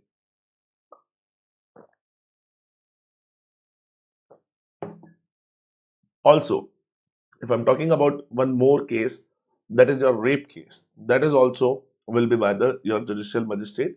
So please remember, the judicial magistrate is the your metropolitan magistrate, or we can say the executive magistrate, or the police officer holding an inquiry or the investigation as a case may be under the subsection A1. And this will be, please understand,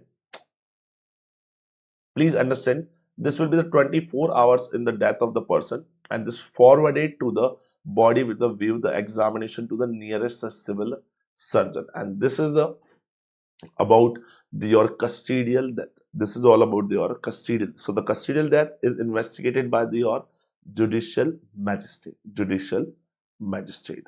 Now, There is an identification of the type of homicide. You can see over here, there is a homicide is given to you, and this is a special homicide. You can see over there, you can see there is a person who is sitting on the chest, and the second person is the blocking the airways, right? You can see over here.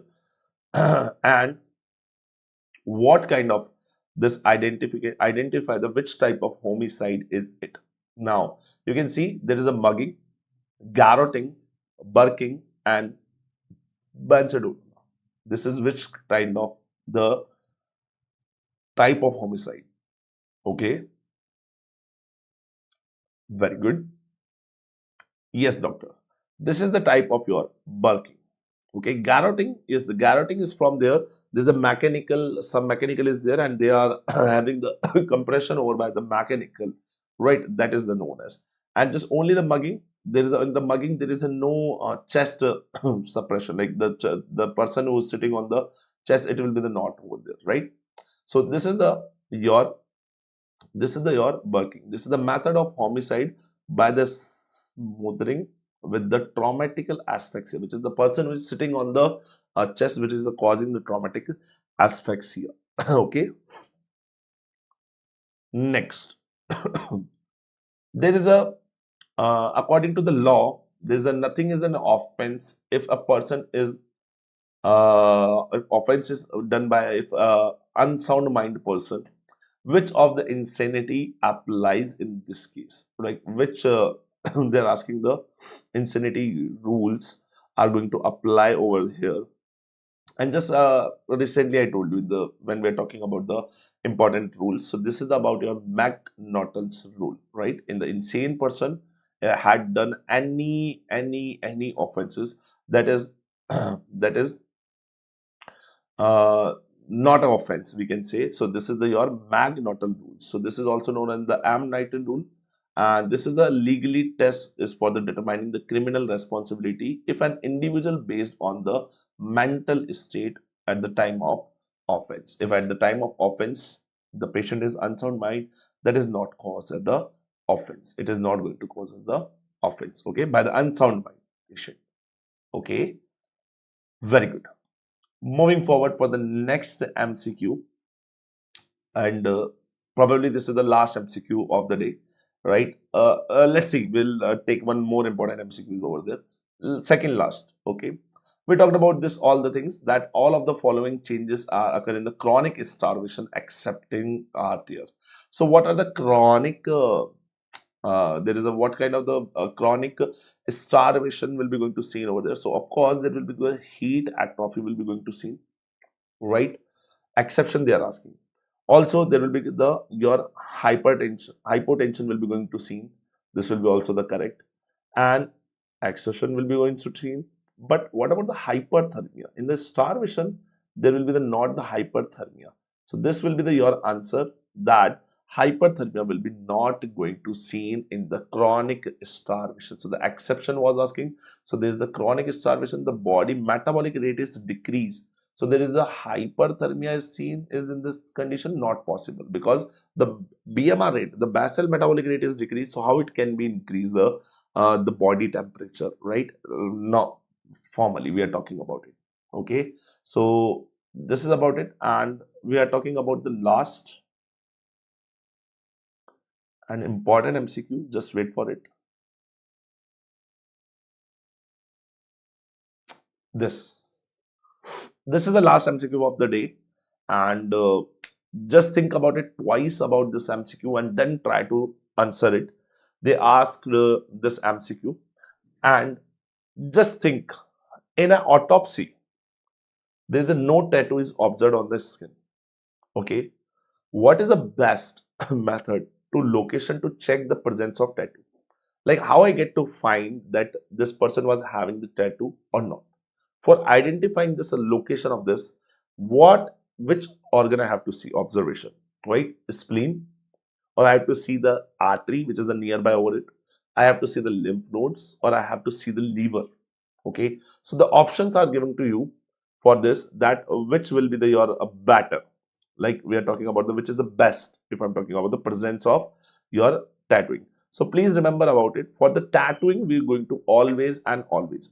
For the, if I'm talking about the tattooing, for the tattooing, we always and always going to check the your spleen cannot be the containing the your dye, right? And spleen will be not going to give you the direction or the tattoo location, like which on the skin where is the tattooing was there. Maybe the tattoo was on the neck. So if dye is seen on the spleen, how I can identify that this tattoo was on the neck? I cannot see. So the spleen is not the possible answer, right? What about the liver? Of course, the same as the liver is situated over there. If the dye is found in the liver, how I can identify that yes, there was the location of this particular tattoo was on the neck or maybe on the arm or maybe on the face or maybe on the any other part of the body, right? So this is also the not the possible thing to do. Now the option is we left with the artery and the lymph nodes, and please remember about the lymph nodes. The lymph node are the regional lymph node, which is the supplying over the region. They will be going to when the person was having this tattooing over here, this will be going to get this dye into deposited into the lymph nodes. Okay, so I can see the lymph nodes if the lymph node is having that tattoo dye. Okay, so this is the tattooing, right? So the I can find out it the person was having the tattoo over the skin. So the examination of the regional lymph nodes might be the reveal the presence of tattooing. The patient was had the tattoo, was having the tattoo or the not, I can identify by this, right? So we finished with this Q&A session of FMT, Forensic Medicine and Toxicology. We finished with the all the importance topics we already covered over there, and now I finished with the some important MCQs also. I hope this information will be beneficial for you. Okay, and again, before the finishing this sessions, please understand this thing. If you have any queries, the first of all, you guys can contact me on my Telegram personal user, or you can contact me on my Instagram handle, which is the visible on your screen. And the last thing which I'm going to tell you, please understand the thing. Don't be in a hurry in the exam. Just try to read the MCQ carefully, then read all the option carefully, and then try to think about it and try to recall the related to that topic. Okay, don't be in a hurry, like just you read the question and you read the answer option 1 and B and you mark the answer. No, maybe it can be C or D. Okay, so don't get confident just by the reading the two options. Read the MCQ carefully, read the answer carefully for the short term. But in the some big cases, I'm telling you about the big cases, like they given you the case of diabetes mellitus, I'm giving you, right? Or maybe they can given you the case of the like thyroid. Okay, an option is given to you, the like four option is given to you, the hyperthyroidism, hypothyroidism, and hyperparathyroidism, hypoparathyroidism. These all other options are given to you in the big clinical case, I'm telling you. So first you read the options. Now in your mind is what? Now listen this part. Now in your mind is that the question is from the thyroid and parathyroid. Okay, the question is from the thyroid and parathyroid only. So now in your mind you are recalling the only the information of thyroid and parathyroid, and now start to read the MCQ. As the question you are reading, you are finding that patient is having the increasing the metabolism rate is increased. The patient is very thin, skinny, and his eyes giving some starry look. Kind of the key points are you are going to catching. So now when you are catching this key point, you will be going to make the diagnosis of the particular disease, right? So what you have to do in the big clinical cases, you have to read option first and then go for the question. But what we are going to do, we are reading the big cases also in a question. We just read the question, then we come to the options. After the reading the option, we are getting confused, and again we go for the MCQ, and again we read the question. So it will getting the time taking. So for the big questions like medicine, surgery, obs and gynae, read the question first, before option first. After the reading the options, you will be get in your mind that this question is from which topics. So just in your mind that topics are going to scroll, and you have to recall that topics only, right? And use this trick, right? This will be, I think, helpful for you and for your examination, right? And again, I'm wishing you the best of luck to all of you guys from my side and from the team of Meduhub also, right? And the all the series, we have the FMG 5 series. I hope you utilize this FMG 5 series, right? And for your classes and for increasing your knowledge, right? So thank you so much for this all. And again, I'm wishing you guys for the best of luck and goodbye.